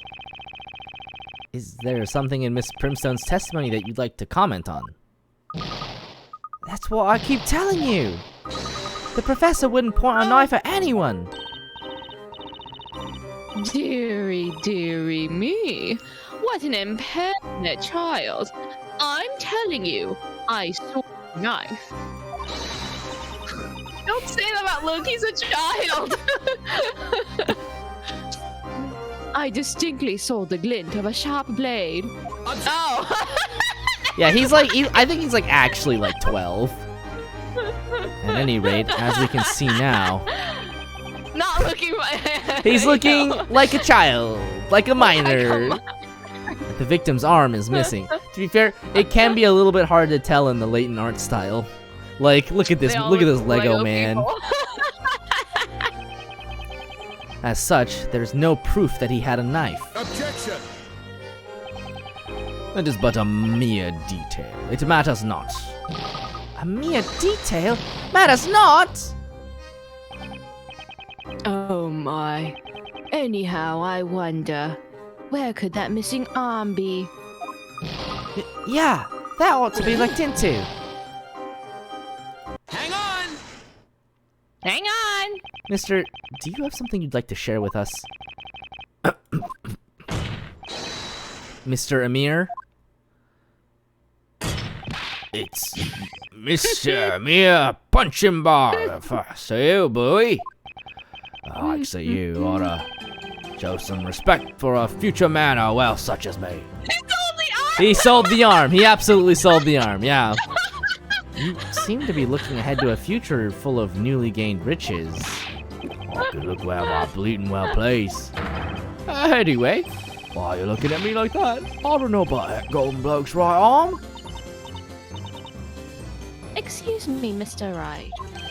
Huh? What is it, Espella? I may be wrong, but there's something about that man. Wouldn't you say he looks, suspicious?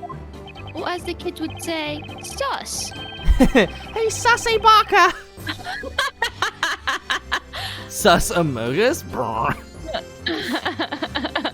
It's not just you. Everything about him is so shady, it makes me want to double check my pockets. Mr. Amir, stop pretending you don't know anything about the victim's missing arm. Pretending? I told you I know nothing. Nada. Zero. Nil. I ain't seen it. Got it. Oh, put it in your pocket. Put it in your pocket? It wasn't me, honest. Put it in your pocket. Seriously, I've got nothing to do with it. Who the fuck was that? Who was that? You lying, cheating, good for Oh my god. trying to deceive me. Jesus. Holy, oh my god. I never had the gallery come in like this. Order! Order! Who is that person? Oh, he about to jump down. Oh, he's down already. Oh, oh. You want to know who I am? I'm Price, the pawnbroker. Uh-oh. And this man is a shameless cheating bum. I had the nerve to lie to me. What did he lie to you about? I'll tell ya. On the day of the crime, Amir came to my shop. He waltzed up to me saying he got his hands on a superb work of art, rare as gold dust. I think I know where this is going. That work of art. Could it be... I've got it right here. He mounted it! He put it on a little stand! Bring me pictures of Spider-Man. Just like I thought. That's... Oh my. Professor! Oh no! It's the professor's arm! Oh no! Look away, Luke! It's pure gold, exquisitely crafted. It was entitled, Towards Tomorrow, or something like that. Stop! I'd never seen a piece of gold so fine before. And so suspecting nothing, I paid that rascal a rather handsome sum. Work hard, I tell you, Spider-Man.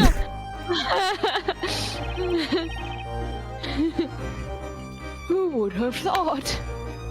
Oh, this stream is full of a lot of characters that are quite harsh on my vocal cords. Hanging in there. And what am I hearing now? That it was a human arm, no less? You, sir, are a monster. You're as bad as a witch's familiar yourself. Pretty bad. I didn't know it was his arm, I swear. I saw it was all like that. What do you mean? Oh, we're hydrating.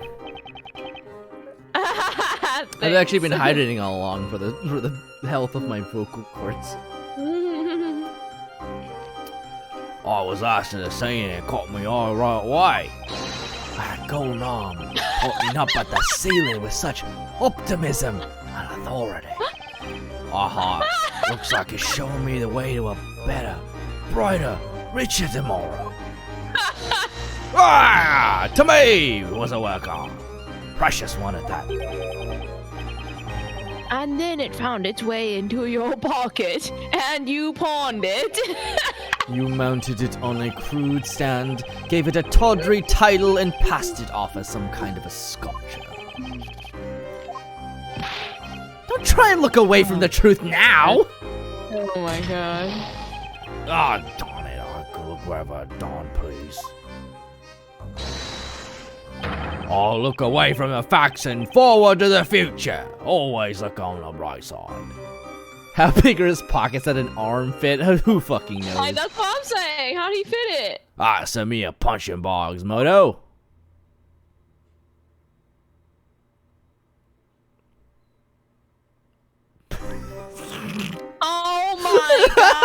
He's taking back on! Where were we now? Ah, yes.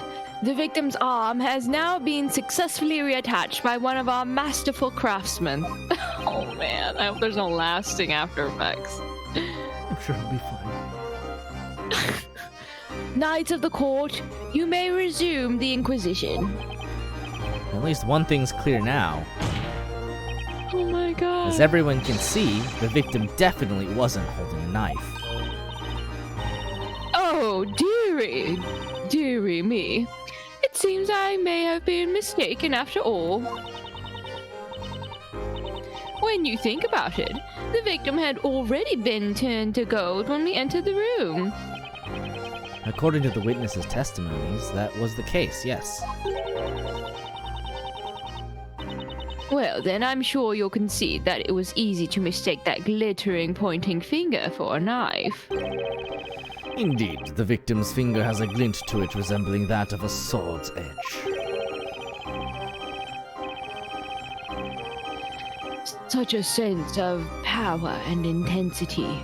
It's enough to send a shiver down the spine of anyone being pointed at. I love everyone just digging on Professor Layton now that he's a gold statue.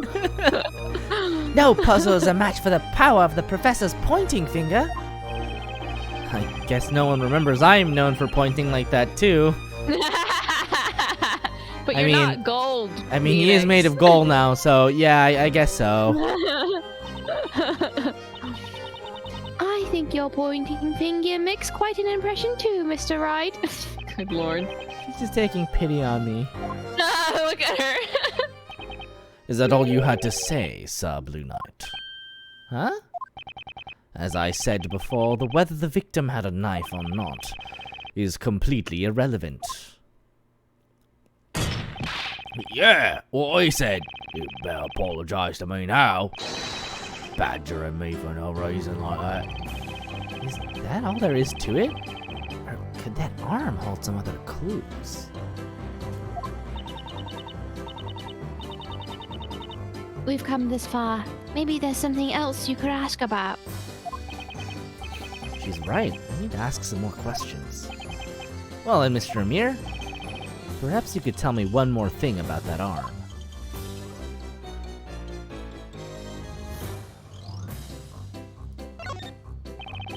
You found the arm on the floor pointing upwards, you said. Yeah, I did. Finders keepers, I say. Pointing straight up at the ceiling. Right, it was his arm. The arm somehow landed to the arm somehow happened to fall down in such a way that it landed upright. What are the odds of that? Actually, that reminds me of a puzzle. Now, if you could just show us on this floor plan here, I'd like to know the exact spot where you found the victim's arm.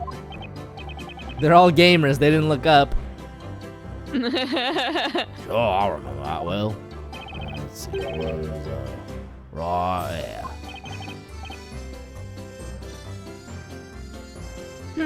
Yes.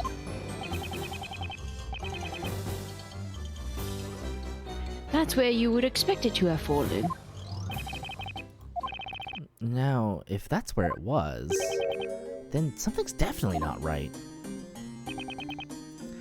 If you keep looking at that sketch so intensely, you shall burn a hole in it. Or perhaps you're going to claim there's a contradiction in it somewhere. This arm is the final clue left by the professor. Even after turning to gold, he was pointing out something important, namely the key to solving this case. Well, Defender, do you see any problems in the locations as marked on the sketch? Of course there's a problem. And where would that be, precisely? The professor's arm has armed me with some vital evidence. Its location leads to a huge contradiction.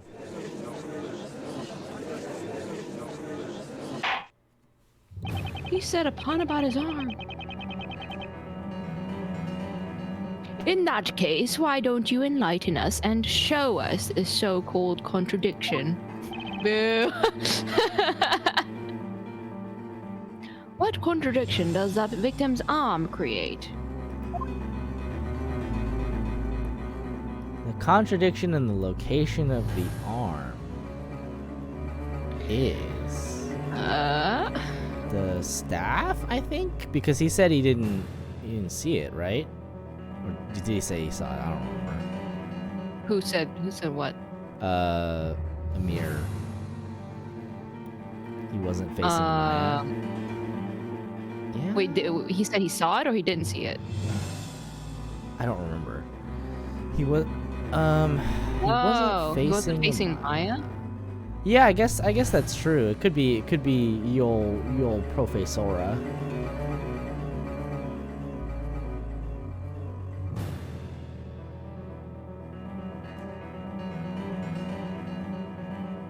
Got it. The contradiction is right here. Uh-oh. Uh-oh. What say you, Inquisitor Barnum? L plus ratio.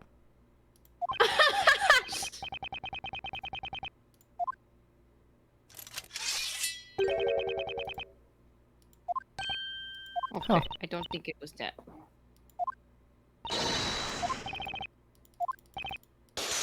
Ow, my body.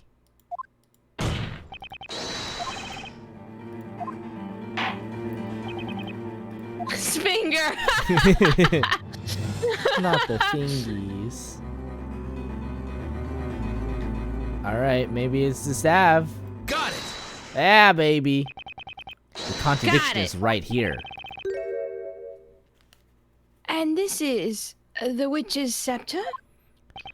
Let's go over the order of events as per the witnesses' testimonies. First, the witch cast a spell on the professor, turning him to gold. When all of you rushed to the crime scene, that golden statue fell down, making a loud noise. Next, the witch dropped the scepter.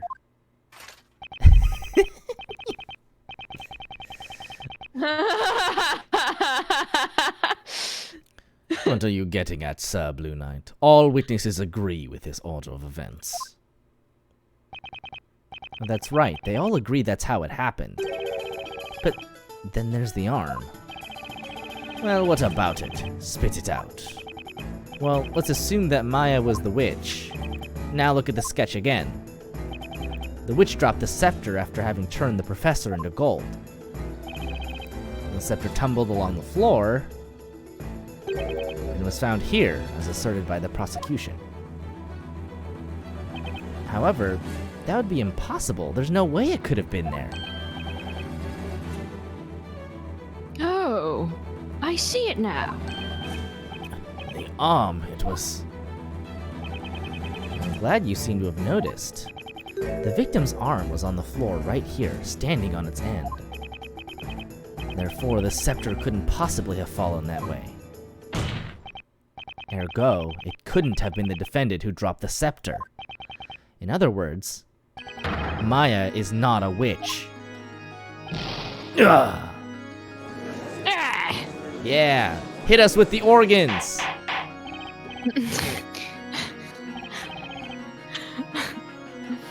Order! Order! Order! How can this be? The Inquisition's reasoning has been proven invalid through just one single piece of unusual evidence. Call it Leighton's magic touch. The professor sacrificed his arm to leave us just the evidence needed to turn this thing right. Good lord. I mean, maybe, but we're ascribing a lot to he's pointing. He's a scintillating gentleman, Soupy. That's true. That was amazing, Mr. Wright. Professor. Objection! An admirable deduction, Sir Blue Knight, that I cannot deny.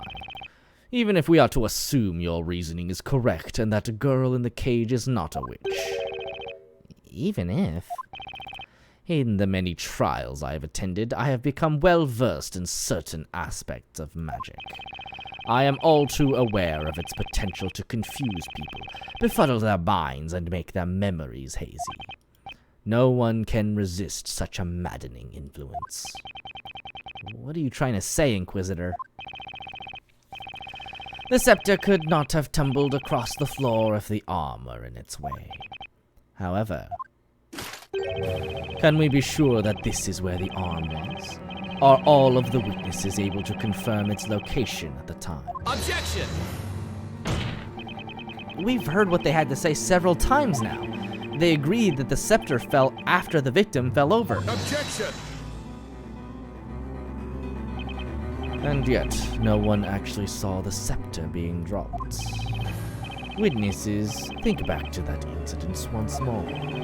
Did the golden statue fall over first, or did the staff fall before it? Think carefully about what you have seen and heard. Everything hinges on your testimonies. May your words guide us to the truth and decide the fate of this caged witch.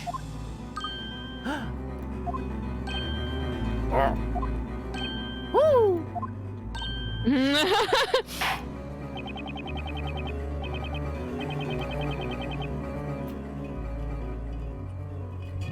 I was about to get ready to leave, but it seems there's need for further questioning. Objection leading the witnesses, I know, with his sword and everything. Testify once more, witnesses. Tell us of the golden statue and the Telea Magica.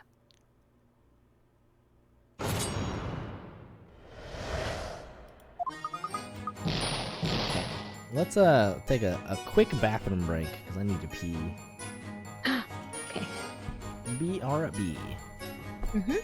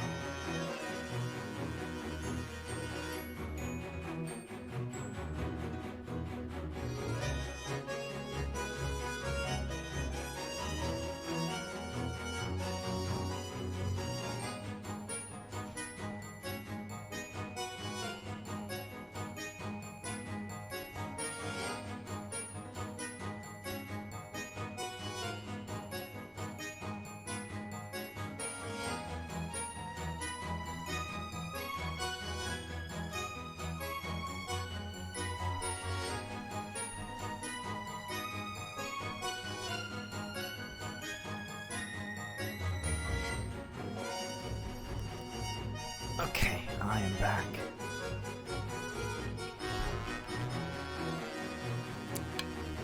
Is Renu also peeing?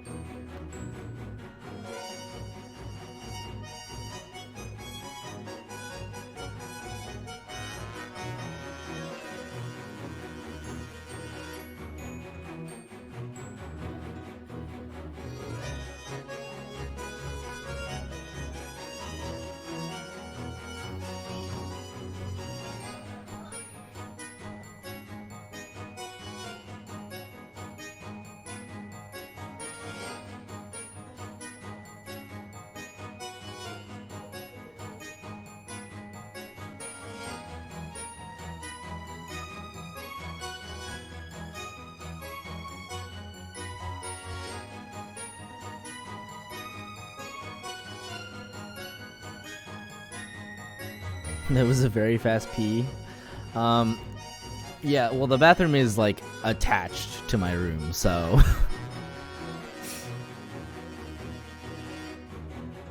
it is not a very far walk. Yeah.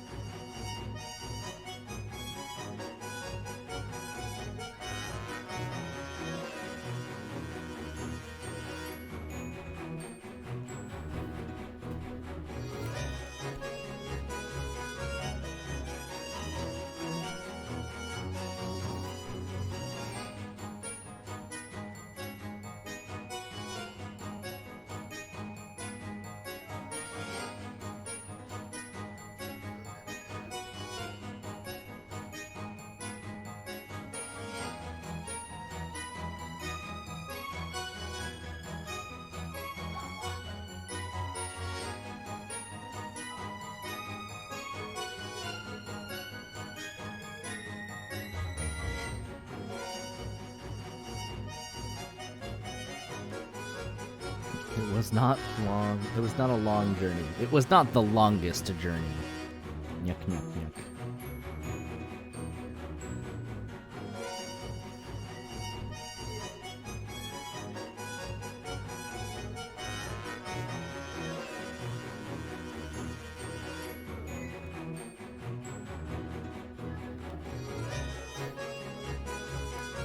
I suspect Renu must be talking with her roommate.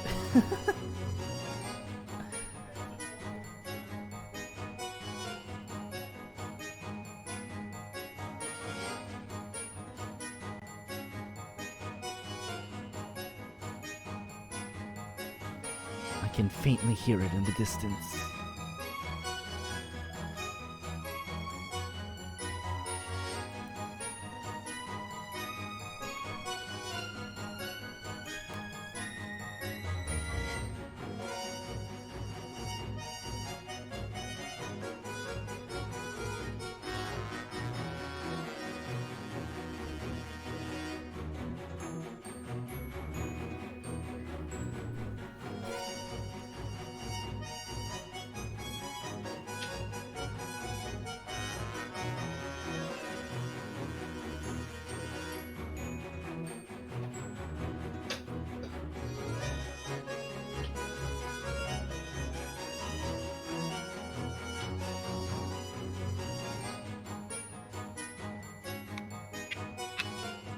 You pee too fast. Welcome pee back. faster than my dog. Oh, I see. You need Hey, to clear no. out. Clover. I had to clear up. She's also sniffing my pizza. Yeah, I mean, like I said, like the bathroom is attached to my room, so it's not a very far walk. All right, let's get back to it. Okay. Welcome back. Thank you. I was only focusing on the professor, so I don't remember much else. I don't know. I got that last sauce. That thing was glitting and glittering away, so I couldn't see much else. Bewitched by love or beloved by a witch? The poor cove knows not which is which. Dearie me, I remember.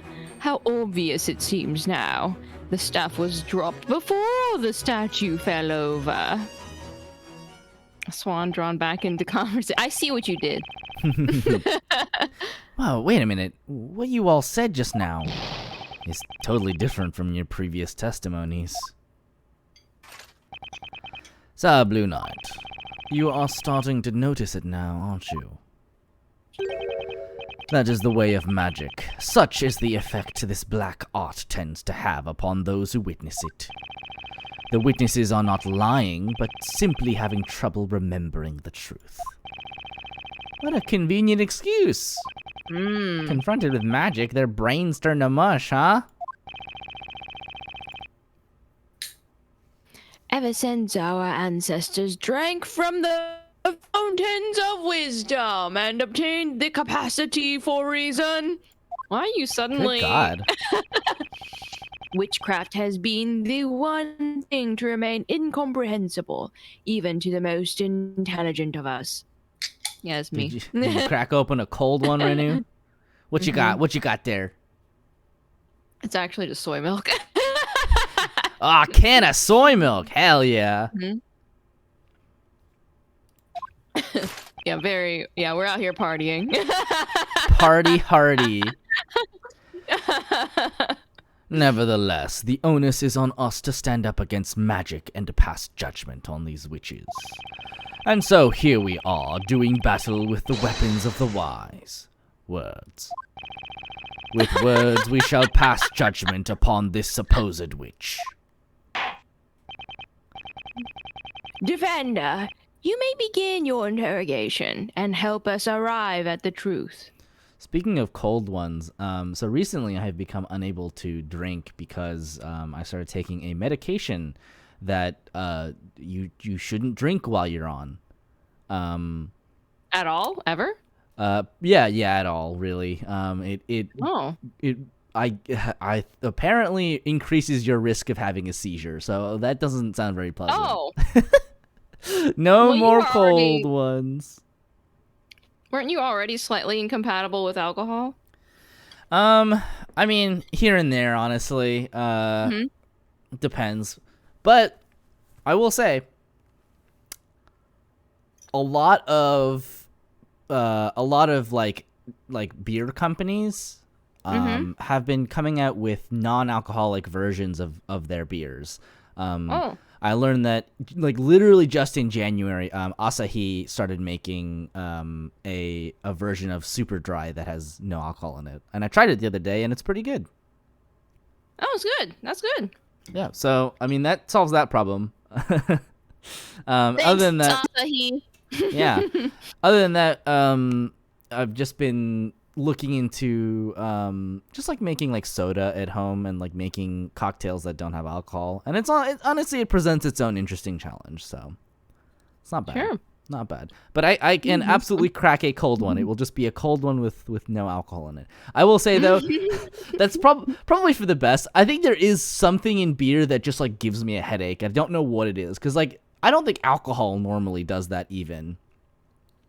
Oh, you think something specifically in beer? Yeah, maybe I'm allergic to hops or something. But anyway, I tried the Super Dry, and it was good. You could definitely tell there wasn't alcohol in it, but honestly, it was kind of fine without it. It was like 90% of the way there. I think it's so funny that you are someone who, because you're drinking non-alcoholic beer, it means that you're someone who's drinking beer for the actual taste. Yeah, I mean, I was always drinking it for the taste, so. I couldn't do that. I'm not a beer fan. I mean, it's a very, it's one of those things. Some people like it, some people don't. You really like it. I do. You drink it without the alcohol.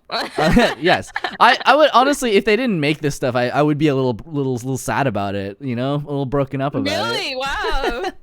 Yeah, I mean, like the sort of, especially because like it's starting to warm up now. I say as California is being hit with the literal snowstorm somehow. Blizzard. Yeah, some parts of California, the higher elevation parts are like covered in ice, and like even places that are pretty non-snow attractive are getting some snow, like basically any hill or mountain, like any sort of reasonable elevation, like any mountain here has snow on it right now. Wow. And like snow is falling in Santa Cruz on the UC Santa Cruz campus. And if you kind of go like, yeah, like I heard there was like snow in some parts of Southern California, which is just crazy to me. Mountains in California. Yeah, there's a lot of mountains in California, actually. It's a very mountainous region. You just find out if someone has made a mock mead. That's an interesting thought. Yeah, I don't know. I'm sure someone has. I didn't drink a lot of mead. You don't know shit about American geography. That's fine. I don't know shit about most of American geography, but California is one of those very mountainous places. Yeah, you know what? I never drank a ton of mead, but it was one of those things where I kind of wanted to try making mead, but I probably won't now that I can't drink it. But what if you find a non-alcoholic recipe? I would be interested. I would be interested to know. They call it honey wine nowadays. Yeah, I mean, yeah, that's fair. I mean, mead is a lot of times can be in the range of like wine, like ABV wise. So, I mean that doesn't really surprise me. It's really heavy is the thing. Is like I think that's why I never really drank a lot of it. I've never had mead. I usually go for the lighter stuff. So, a lot of the beers that have higher ABVs tend to be really like sweet and rich. Oh, there goes cookies. Okay. Some IPAs also tend to be really rich and really heavy and rich, which is why I never drank a ton of IPAs, but I tried a lot of them.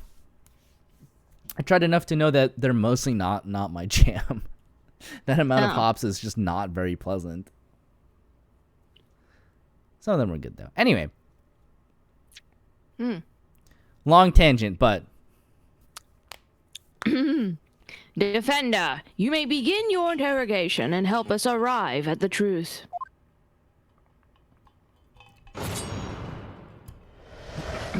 Crossing them swords. Hold it!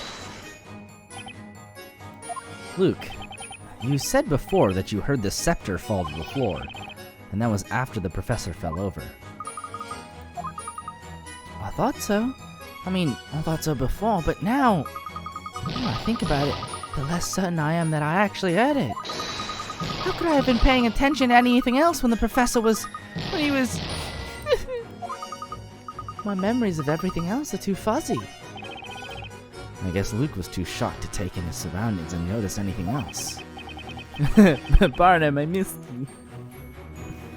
I doubt I'll get any more information out of him for now. I wish we were here during our Greatest Attorney Chronicles playthrough. Man, that is it's all up on the archive on my YouTuber page. Oh, that's true. It is on your YouTube. You would have been frothing over Van Zeeks, man. I'm sorry, Luke. I understand how hard this is for you. Let's move on to the next witness. It has a skull and like is he gonna be okay? Like what is he drinking? That is not non-alcoholic beer. Oh, absolutely not. And that thing would be... Hey, I'm that shiny gent next to you, Bluey. Poor Professor Layton. More valued now than ever before. And you didn't notice the scepter on the floor. Yep, I wasn't even looking at the floor. 93% alcohol. This is straight ethanol, mate. The eyes were kind of glued to me new source of income. I then might have looked up at the ceiling since that's where it was pointing. Ah, finders keepers, eh? Into me pocket it went. It's a man's arm. You don't go in your pocket. Someone arrest this guy, please. He's a danger to society.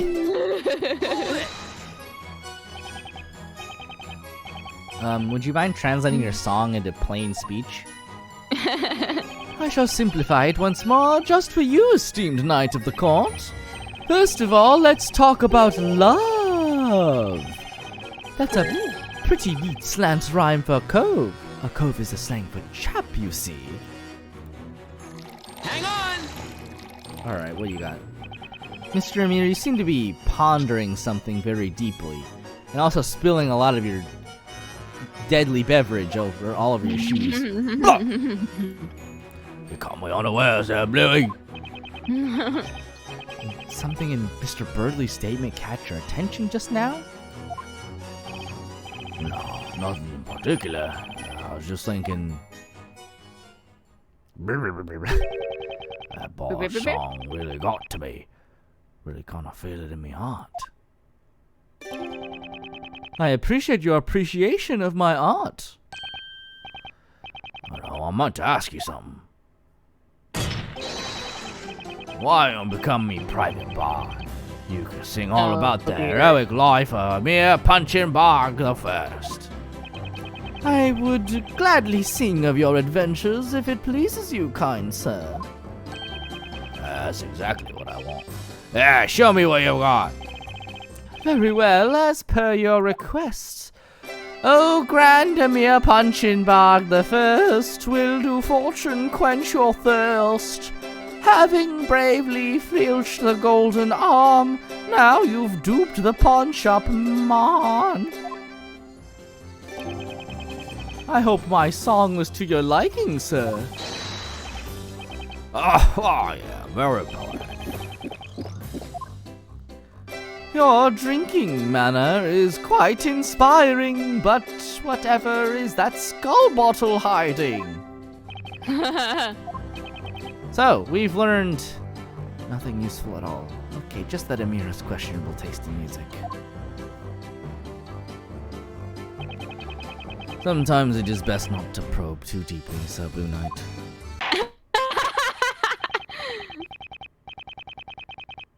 Well then, let us just pretend we had none of that, and proceed with the interrogation. Cookie has returned. Cookies. Hold it! But you haven't said anything about that until now. Well, that couldn't have been helped. How so? Now, everyone, listen well. Pencils in hand, be sure to take notes. Ms. Primstone's lesson number 4. Memories are not always pretty. What are you teaching these primary school children? Ms. Primstone?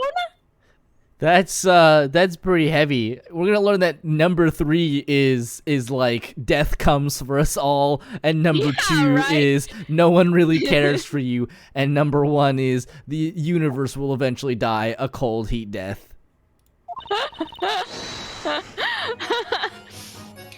Some things are better forgotten. Trying to remember them only leads to trouble. This will be in the exam. Wait, but should I remember this, or...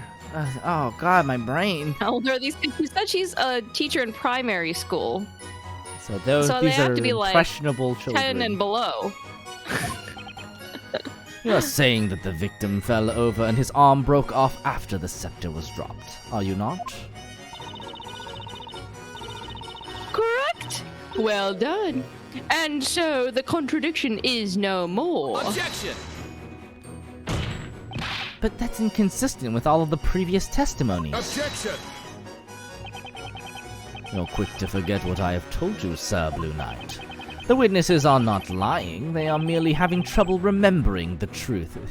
Every prosecutor pulls this fucking garbage on us. Mm-hmm. We must do our utmost to find the truth within what they say.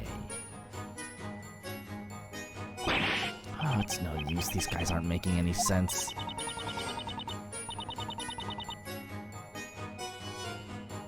What Inquisitor Barnum said must be true. They've been confused by magic. Not you too, Espella. Spella.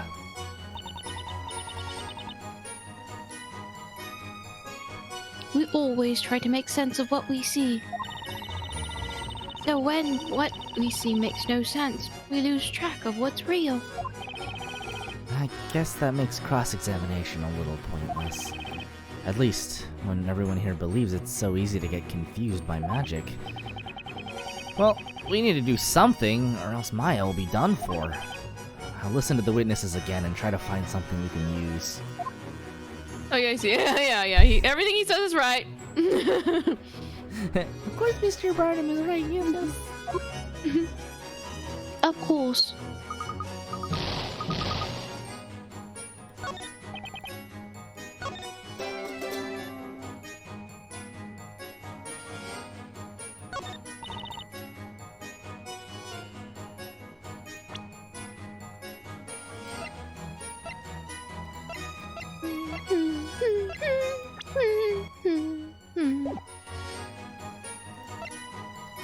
Statue was dropped before the scepter was dropped before the statue fell over.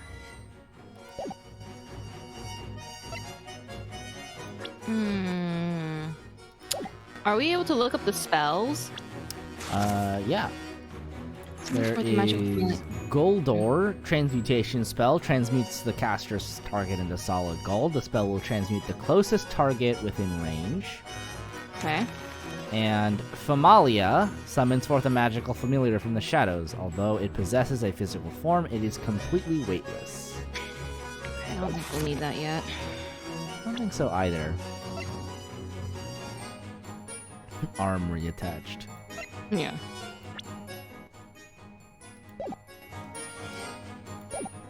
So how do we argue that about the arm falling after, or the scepter falling before?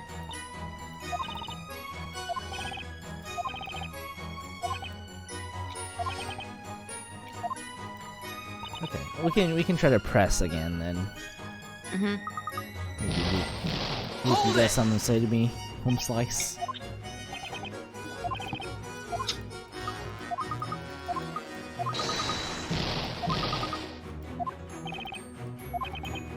Mm-hmm.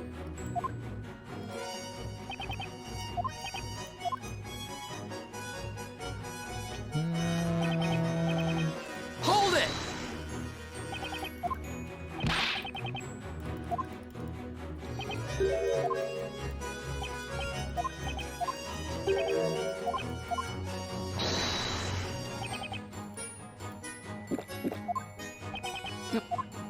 Hang on, I might need to reconnect the call. That froze up for me. Okay. Hold it!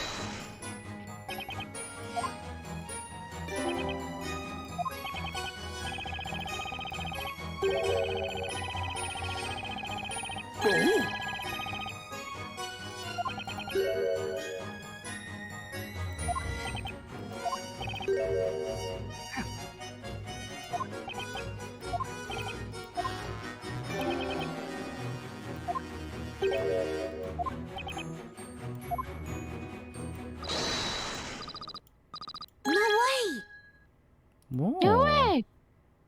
Hang on! Luke, would you like to say something? Oh, sorry. Guess I spaced out a bit. What is it, Mr. Wright?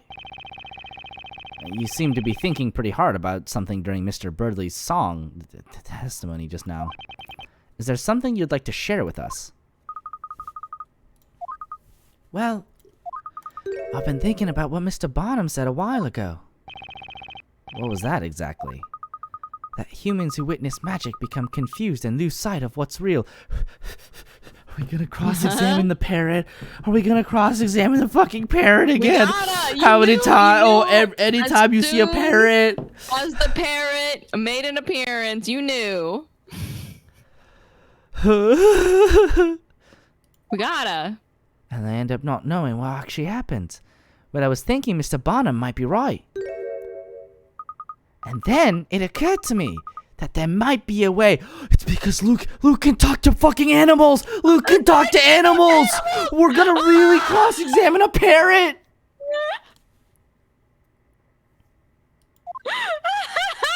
I mean, we do have with us a witness who isn't human. Oh, dearie me.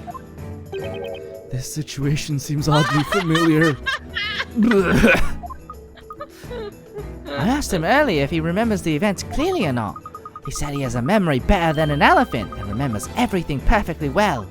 Look, I don't think anyone can verify what you're saying because no one else can speak animal. That's right. I almost forgot. Luke can talk to animals. But he could just make it up too. Be like, the parrot said this and no one can verify. Mr. Wright, I know it sounds crazy, but please, let me try. Let me ask Cracker to testify. I mean, Oh, dearie me. Pain. we are in a world with witches and a man got turned into a gold statue, so... Should I? I'm stuck now anyway, and the witnesses' testimonies are all over the place. I knew testimony would be a wild card, but it might just be the thing to turn this trial on its head. It's coming from a But parrot. It's a crazy idea, alright? We're no strangers to this, Phoenix. If I make a mistake now, it'll put me in a tight spot. I'm so ready. Defender, are you still with us? This is not the time, no place for daydreaming. What do you intend to do? It looks as though you've exhausted all means for a counterattack, Sir Knight in Blue. Oh, just you wait, buddy. Is it not time you drop your sword? If you have no further questions for the witnesses, Defender, I will consider your interrogation finished. You gotta, like, wave the mallet, buddy. What will it be then? Are we finished here? Counterattack him. I've got 0 time to think it over. Better make a choice now. Should I summon the parrot as a witness? Always yes. Summon the parrot. Your Honor, the defense would like to summon a new witness. Oh my god, here we go. A new... Witness, you say? Who do you have in mind? It's a witness you all know by the name of Mr. Cracker. Mr. Cracker. I know of no man by that name. Mr. Cracker? The defense summons its new witness, Mr. Cracker the Parrot!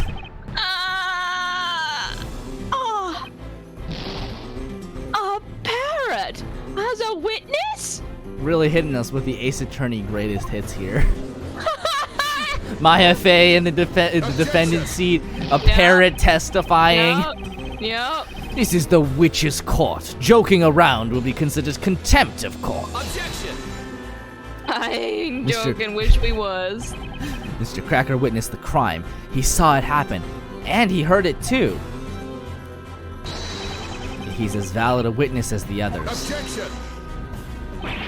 No, no, no! That bird is nothing but a pet animal. Referring to it as Mr. will not change that. Objection!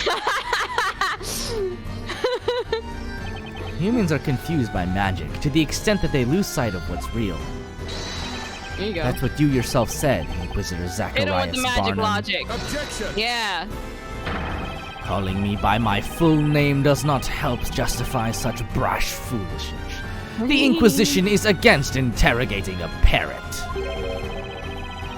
By the way, kind sirs, I suppose you should know that my dear companion never forgets a sound he hears. Oh. He remembers everything he hears, huh?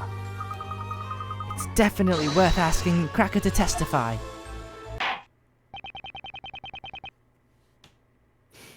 The court sees the situation as follows.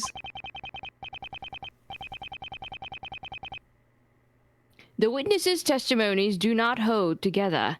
In fact, they are as erratic as that bard's songs. I cannot see this trial getting any more confusing.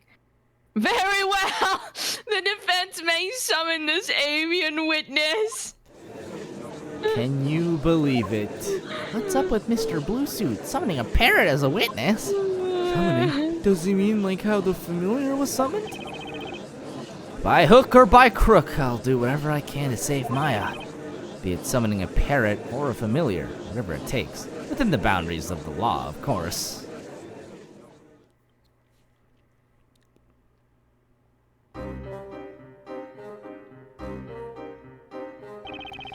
Alright, witness? Objection! Not so fast. I hardly even know where to begin, but...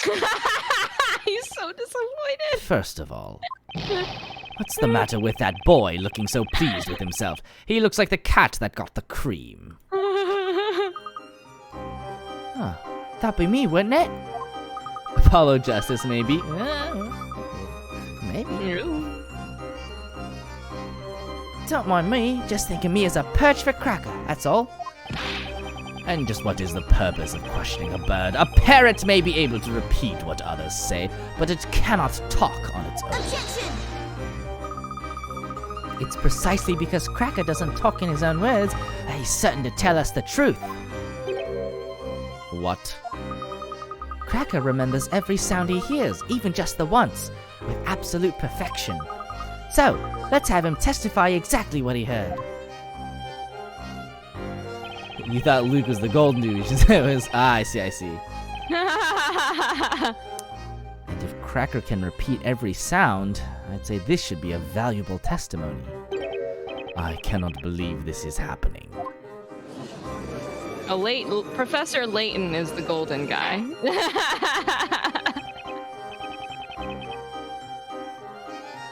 witness cannot talk. That cannot talk will not lie either. This idea is much to my liking. I don't... Judge? You good? Listen, animals don't have the capacity to lie. Is Professor Layton an adult? Yes, he is. Yes, he's the teacher. He's Luke's teacher, essentially. Luke is his apprentice. Professor Layton straight dilfing.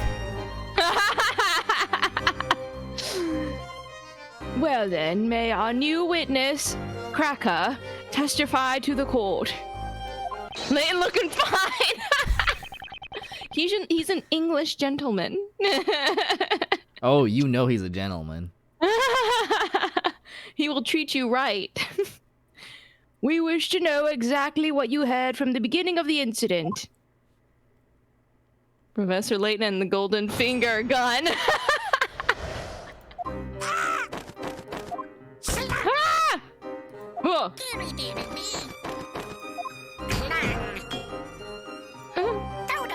Objection! Dodo. What's this now? Why, those are the sounds of the incident. Exactly as Cracker heard them. Ludicrous. Evidently, this is nothing but a farce after all. Barnum can break you and Layton can fix you. Yep. What do you mean, Inquisitor Barnum? I must admit, I found the parrot's testimony quite impressive. I did too. Me you know too. what? I'm with you, Judge. I agree. Even if that bird can accurately recall the sounds, it is clearly useless when it comes to the order of events. You mean there's a problem with the order? First, the witch used magic to turn the victim into gold. Then the witnesses arrived. It is reasonable to assume they cried out in terror when they did so. And yet this testimony does not accurately convey such an order of events. It starts with a sudden scream, followed by the door abruptly opening, and then a witness crying out. Next we hear the victim having turned into gold, falling down. So far so reasonable. But the real issue is as follows. The parrot seems to think the witch cast her spell after the witnesses entered. Such a suggestion is inconceivable. The reason is simple. At that time, the victim had already been turned into gold. Ah. Indeed, it is as you say, Inquisitor Barnum. The parrot's capacity for imitation is excellent. I will concede that its testimony does have some entertainment value. However, this animal's testimony cannot be allowed to stand as proof in this honorable court of law.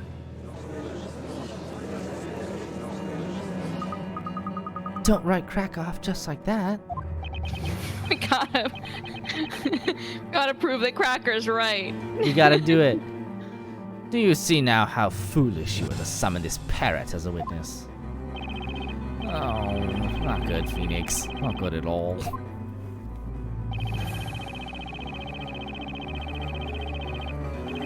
Should I really go through with this cross-examination when it feels like everyone in this court is against me? Oh yeah, hell yeah! Is it easy fix? It's just putting the events backwards as it says the last thing I heard first. Yeah, I think that's it. The defense wishes to cross-examine the witness. What? Are you serious? Did you not hear what I said? Are you choosing to ignore my words? A witness that cannot talk cannot lie either. This parrot's testimony is the naked truth. He's simply repeating the sounds as he heard them. It's humans who make assumptions about the meaning of those sounds and arbitrarily decide whether the testimony is good or not. But as knights of the court, shouldn't we be striving to uncover the truth to which this parrot holds the key? The truth, you say? Very well. Show us the truth that this bird purportedly knows. Interrogate that parrot. Meanwhile, I shall enjoy the show. Will you? Will you do it, Mr. Right? Ugh, do you think it's hopeless?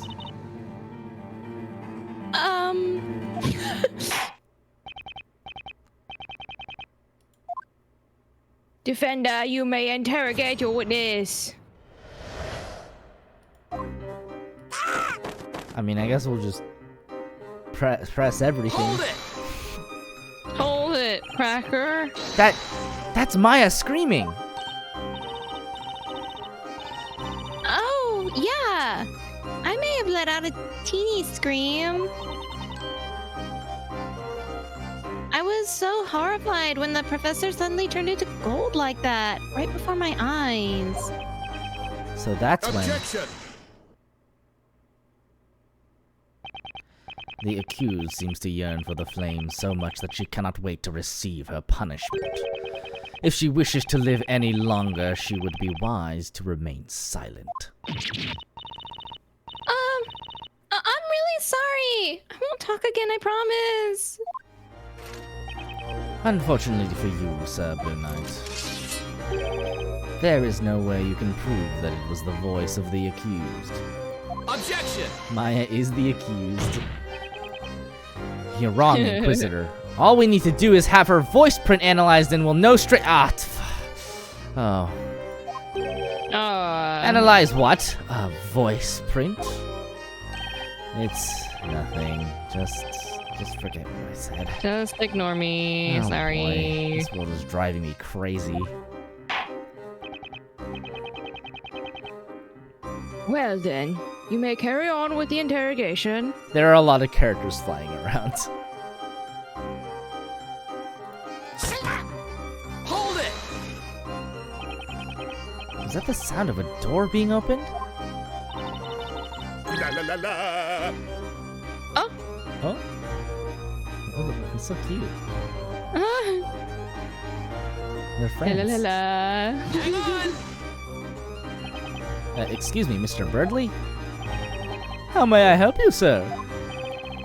I'd been meaning to ask this before, but why are you still on the witness stand?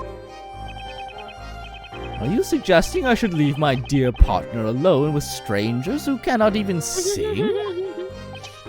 You love him, Parrot. The very sight of Cracker causes the finest of songs to effortlessly form in my mind. Oh, he really loves his parrot. Stilton cheddar or smoked cheese. I like my crackers with any of these. That was the cracker song. Was it not crisp and full of flavor? Right. Anyway, would you mind remaining quiet for the rest of Cracker's cross-examination? I certainly got the munchies. Continue the interrogation. Get me some crackers and cheese. Hold it! Okay, I think we can all agree that this sounds like Miss Primstone, right? When we entered the room, we all kind of reacted in surprise. Hang on! No, I want some crackers and cheese. Oh, me too. Yeah, everyone. Mr. Birdley, can I ask you something? So many questions for Birdley the Bard, but most of them I shall disregard. I have felt your keen gaze upon me for a while now. You can't help admiring me, can you? The statement you heard earlier, was there anything you'd like to comment on? I wonder if there was. My peerless companion, what do you think? Hang on, hang on, hang on, hang on.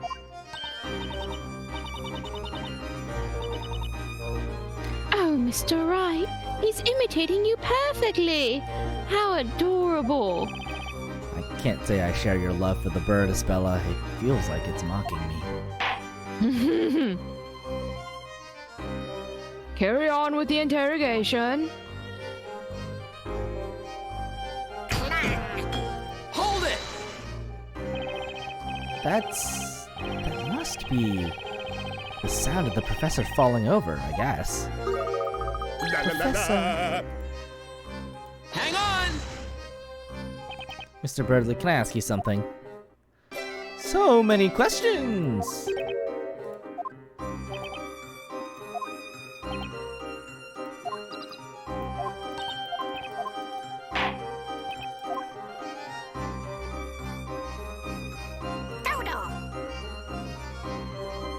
Hold it!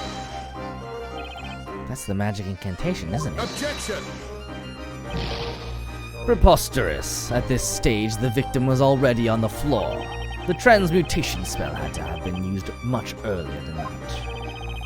I wonder. Luke, what about you? Did you hear the incantation too? What you got, Bardley? Birdley. Nope, it's just the same.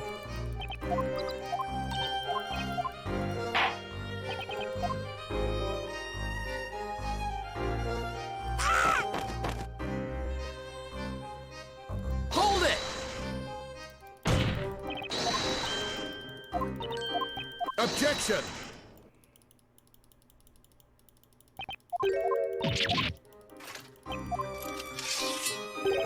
Objection!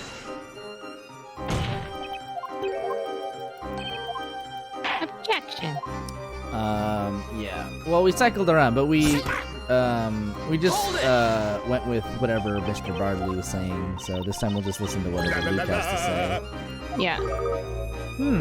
He seems to be saying, "Don't ask me, mate."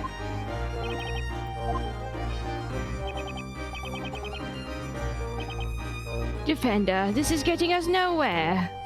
Huh? Yeah, it would seem so, Your Honor. I can see that myself. By the way, I was the one who opened the door. I was worried about the professor, so I barged right into the room. Poor Luke.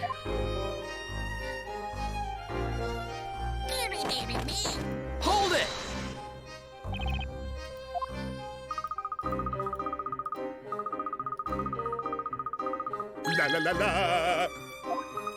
But I guess the teacher's voice stifled all the rest.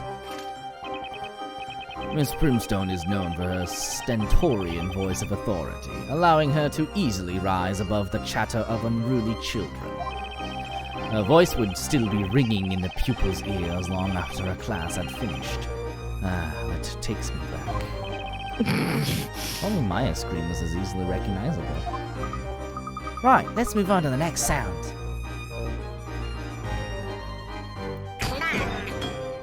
Clang. Hold it! Shut up, Birdley. Guess I'd better not pursue this one. Luke, you poor thing.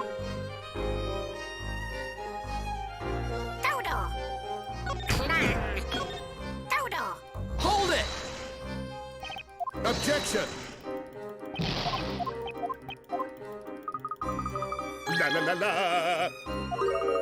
I'm sorry, I can't seem to remember. After I saw the professor in that state, my memory of what happened next just isn't clear. I'm sorry, Luke. I know this is very painful for you. Anyhow, the important thing is that incantation. Somehow I get the feeling there's something odd about it. It just doesn't seem quite right.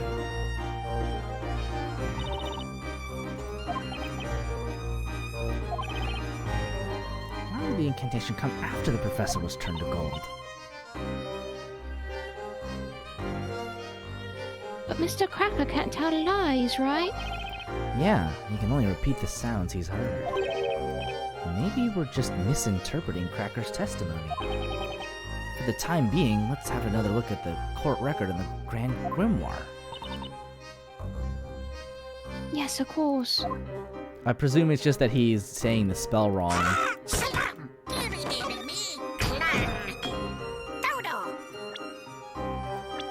Dodo. Objection! Yep. There is a critical contradiction in this testimony. We are all aware of that, Sir Blue Knight.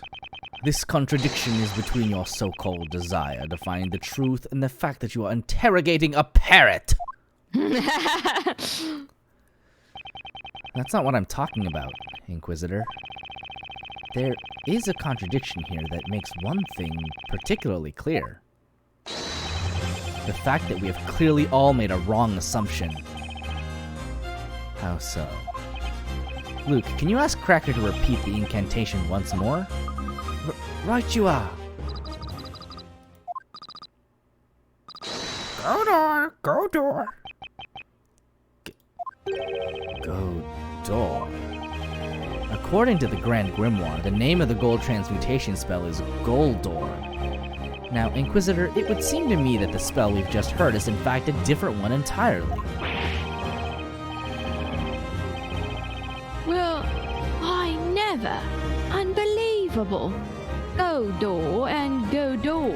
Objection! This is ridiculous. That wretched bird must have misheard the incantation. Objection!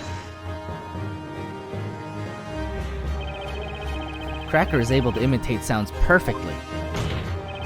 The incantation was indeed misheard, but only by the people hearing it. Objection!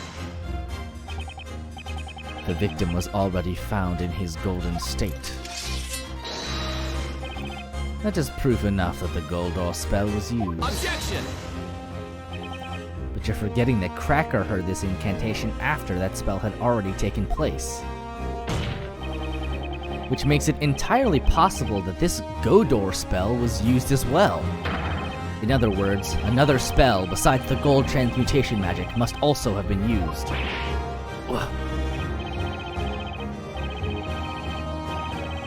Another spell that we haven't yet considered.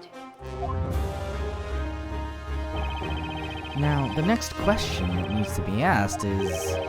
just what is this Godor spell? Objection! Utter foolishness, this is absurd. As convenient as it would be for you, there is no way that a spell by the name of Godor exists. Oh, Mr. Wright! Huh? What is it? I found it! The page about the spell. Godor. It's real! It's a real spell! You doubted, Mr. Cracker? It's listed in the Grand Grimoire, right here. It exists? What?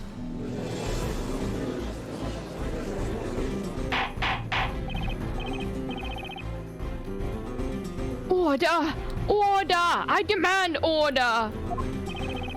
Just like I thought, Cracker remembered it exactly. Yo, Cracker! But then, what kind of magic is this Godor?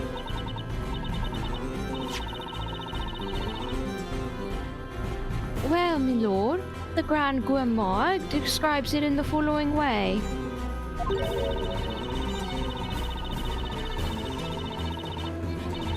Godor creates a portal on two sides of green-colored walls.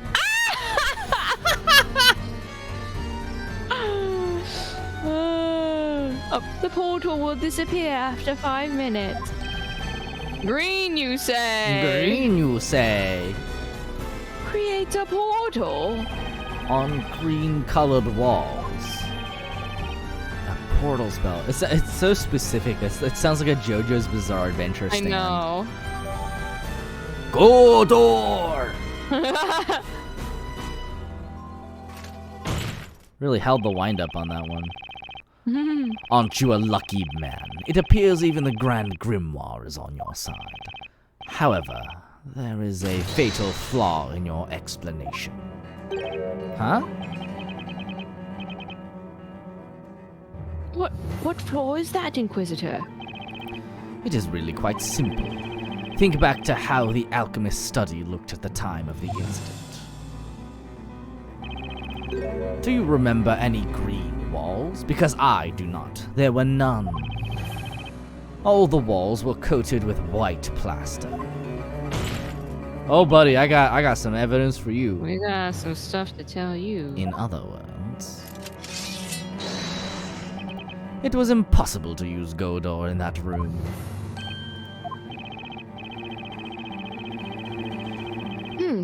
I too have visited the alchemist's study since the incident. I remember very well that all the walls in that room were a dull shade of white. Your little theory was interesting, Sir Blue Knight, but it has proven to be nothing more than that, a mere wild guess. As long as you cannot prove that this Godor spell was used, your little theory shall be considered no further.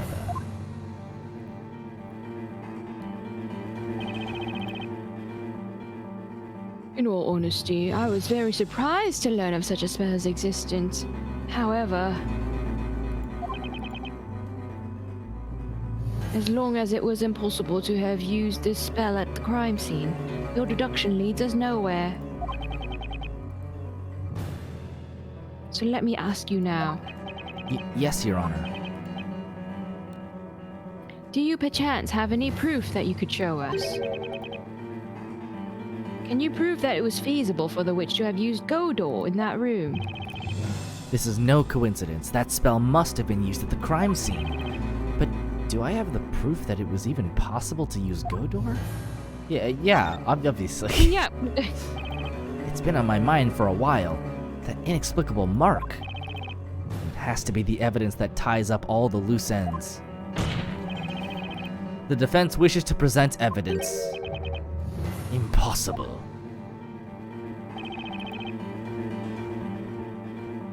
The determination in your eyes made me think you would.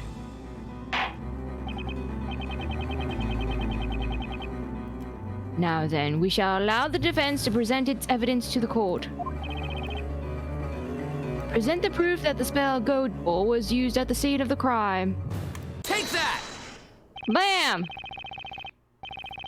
The walls in the study are coated with white plaster. Not all of them, though. There is just one spot which is green. Oh? There is? I noticed it when investigating the crime scene. You may recall that there was a small painting behind the desk. And for some reason, the wall behind it was painted green. It was what? I recall seeing that painting myself too, if we look at this floor plan. I'd say it was around here. Mr. Wright, I'll mark it on the floor plan. It's been bothering me since I saw it, but now it's clear what it was. At the time of the incident, a portal opened up behind that painting. In other words, that was the wall utilized for the spell Godor. Objection! Go, door. You're certainly persistent. You just want a portal to be there so much, don't you? The wall behind the painting was green, and that's a fact. Incidentally, I remember that painting well. It was a small landscape piece. About the size of, say, an open Grand Grimoire. Yes, it was about that size indeed. A small, adorable picture. Even if a portal had opened in that small patch of green, no person would be able to pass through it. In fact, they'd just be able to put their arm through at most. No person, you say?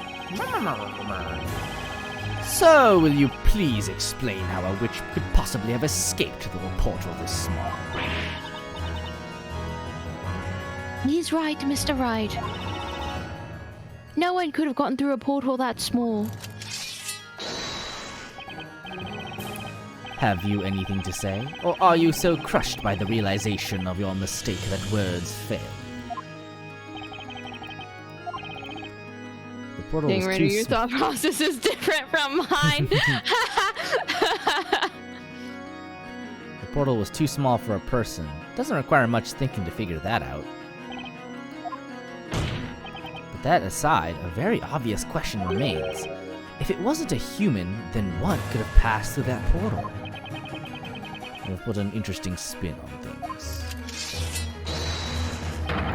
Why don't you answer your own question? You talk as if you know everything, so please enlighten us. A small portal was opened in the wall of the crime scene. I have all the clues as to what that could mean. Yeah. What went through the portal was the witch, a small animal, or something else. Something else! Yeah, probably the staff, honestly. No human could have passed through a portal that small. Even a witch couldn't have pulled that off. So are you finally forsaking your mistaken assumptions? I haven't finished, Inquisitor. The fact remains that something else could have passed through that portal. Oh? And just what would that be, Sir Blue Knight? The portal was created after the professor had been turned into gold. The witch had a good reason behind that. She must have had to move something through that portal.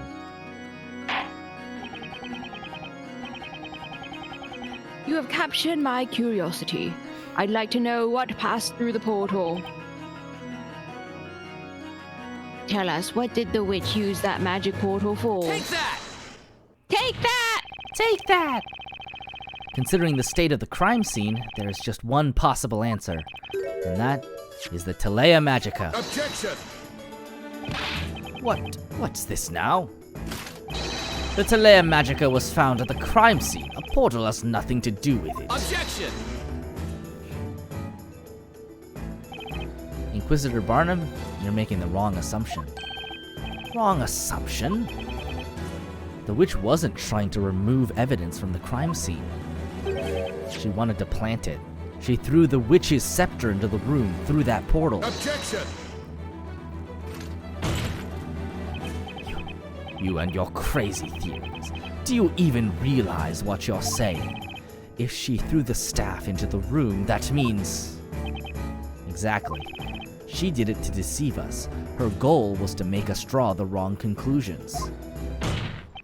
When the incident took place, the witch herself wasn't in the room. She cast the spell from outside. What? Huh? Huh? Huh? Order! Order! Order, I say! And that's not all. There's even more proof that the staff was thrown into the room from the outside. What proof? That proof is none other than Professor Layton's previously severed right arm. The victim's arm? How does that prove anything? None of the witnesses have testified they saw the witch's scepter. However, a few of them claim to have heard it rattling across the floor. And that's right. Please take a look at this floor plan. Since the arm was standing upright here, we know the defendant couldn't have been the one to have dropped the scepter. Now think about it. Where would you need to drop the scepter from in order for it to end up here? Oh! That's right. The scepter could only have come from the small portal created by the spell Godor.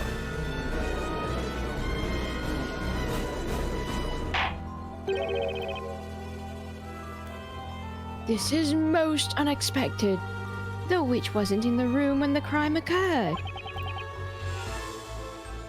Or at least, that's the defense's claim. It's the only thing that explains all the contradictions we run into. Objection!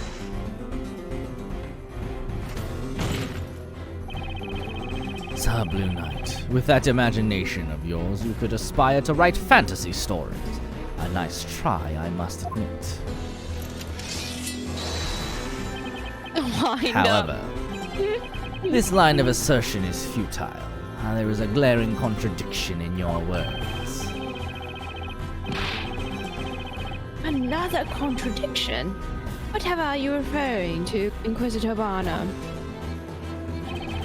This is the Telea Magica that was used in this incident. As we have established, there are 2 magic gems in it. One for the gold transmutation spell Goldor, and one for the shadow familiar spell, Familiar. A witch in possession of this staff would not have been able to cast Goldor. Yes, you're absolutely right. But you can't write off all the evidence supporting my theory as mere coincidence. Why must your agreement always be followed by a but? What I'm getting at is, this Telea Magica is not genuine. Not genuine. That's right, and naturally the one responsible for this deception is the real culprit of the crime. Enough of the suspense. It's too much for a man my age. The defense shall reveal what is meant by this so-called deception. Oh God. It's,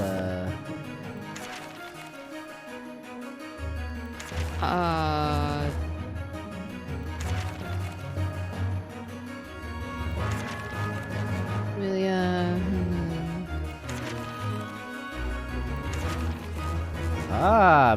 maybe it's just painted. Oh, Yeah, that's what I was thinking. yeah. Yeah, it's wrong gem. Got it! Or maybe they swapped the gem. Or Yeah. even. First, I want to clarify one thing. Can we be certain that the Telea Magica in question is authentic? Without a doubt.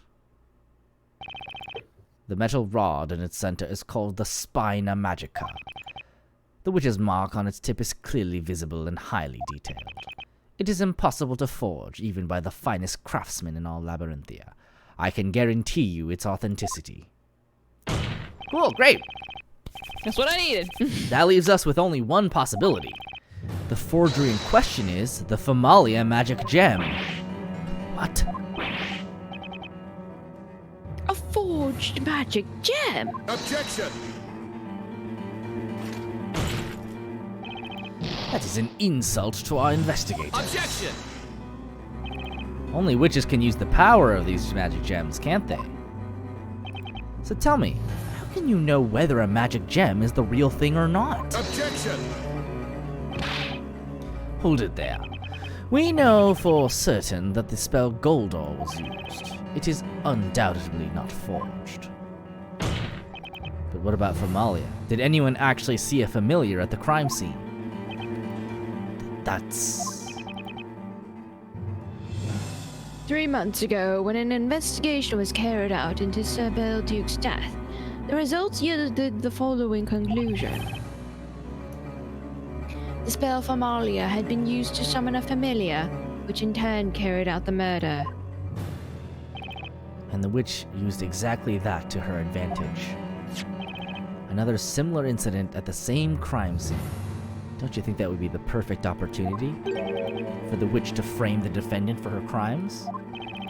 The defendant would be blamed for both the professor and Sir Belduke's deaths, and should be taken for the real witch.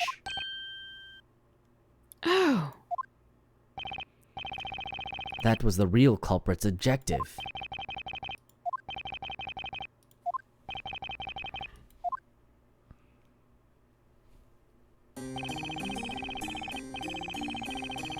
There is a chapter in the Magic Archive, an old collection of tales of the occult, about the way to test whether or not a magic gem is genuine. How can we test it, my lord? It is very simple. A genuine magic gem is composed of a mineral with a density lower than that of pure water. Jesus. All you need to do is see if the magic gem floats on water. That is simple indeed.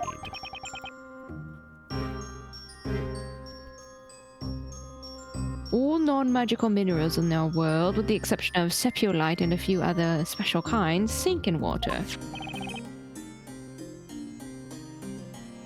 These eerily sparkling magic gems, however, will never sink when put into water.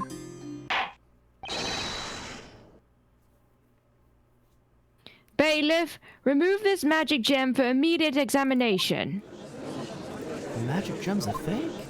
What's up with this trial? This is not how it's supposed to be. It's alright, darling, don't cry. You'll get to see a witch burning today. Oh my god. Good Barnum lord. never disappoints. Hush now, there.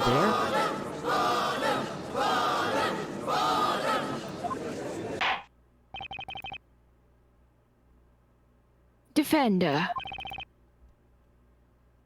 If your theory is correct, this could be the biggest occult crime in history. But another important question remains. I wonder if you can answer it. Who is the supposed real witch that threw the Telea Magica through the portal? The real witch? There's only one person that comes to mind. Yeah. Frankly, I still find it hard to believe, but it's the only possibility. Once I indict her, there'll be no turning back. Knowing the consequences, should I give them her name? Mr. Wright. In Labyrinthia, witches are punished by fire. I know you think that's going too far. But even in a world that seems so insane to you, those who take the lives of others must be punished. It's a universal law, isn't it? The witch turned the professor into a golden statue, and that's not all. She took the life of the alchemist too, and now she's trying to pin the whole thing on Maya. I can't just let her get away with that. Seems like dunk her in the lava.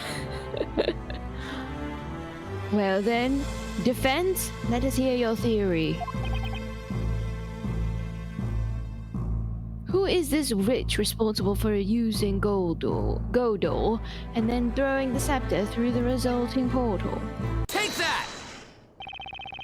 When you've eliminated the impossible, whatever remains, however improbable, must be true. There's only one logical possibility. It has to be that person. The real witch is Jean Greyerl. Grail? I've heard that name before. Wait, isn't that the butler who served Sir Belduke? That's correct. Objection! What is this about? You seem to love rolling out these ridiculous suggestions, but you ignore the obvious. Jean Greyerl is a male. Inquisitor Barnum, tell me one thing. Is it only females who can be witches? Are you daft? Of course it's only females.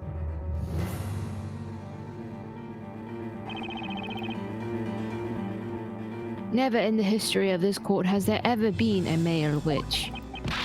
You're so utterly ignorant, you should be ashamed of yourself. Alright, well, I'd like to ask another question. Is Jean Greyerl really a male?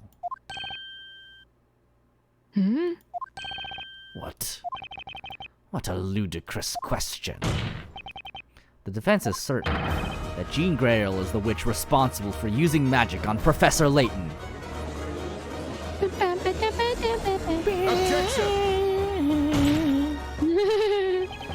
Will you stop fooling around? This is a groundless accusation. Objection! Groundless, you say? I'm afraid that's where you're wrong. At the time of the crime, Jean Greyerl was in the room next to the alchemist's study, and one of the walls in that very room was painted green. It was. What's more, that green wall was the one adjacent to Sir Belduke's study. What? This is madness!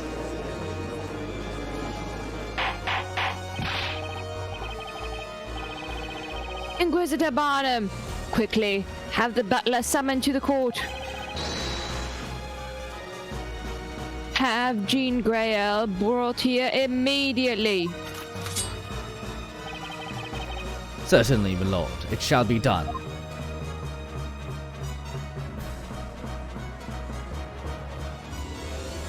There is no need for that. Oh my. Oh! I am here. I shall come down right away. Ah, it's you. Oh, it's Well you. then, Mr. Wright, shall we begin? Jean Greyerl.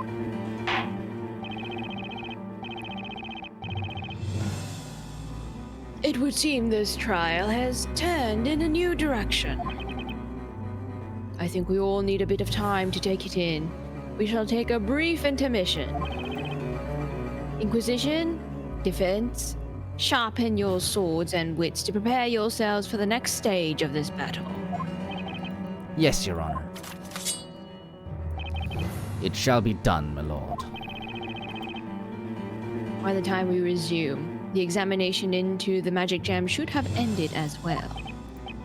Now, the court is adjourned for a brief intermission. To be continued. How exciting. Yeah. Well, that is where we will call it for the day, for the week. We will be back next week, same time, hopefully. Oh, we got a little preview with these fucking the hold on, I'll show you. He's there. He's Professor Layton. He's just there in the background. He's just hanging out. They just put him out in the lobby, dude. Oh, he's just hanging out. He's like, this is your friend, right? You want him back? Here he is. Get me pictures of Professor Layton. Yeah. So next week, same time. We'll see you then. I assume you're free next week. Yes. Okay. Well, thanks for coming, everybody. That was fun. Yeah. We got some bombshells dropped on us. Woo! And Professor Layton turned into a golden statue. Oh. Goodbye. Bye. See you next week.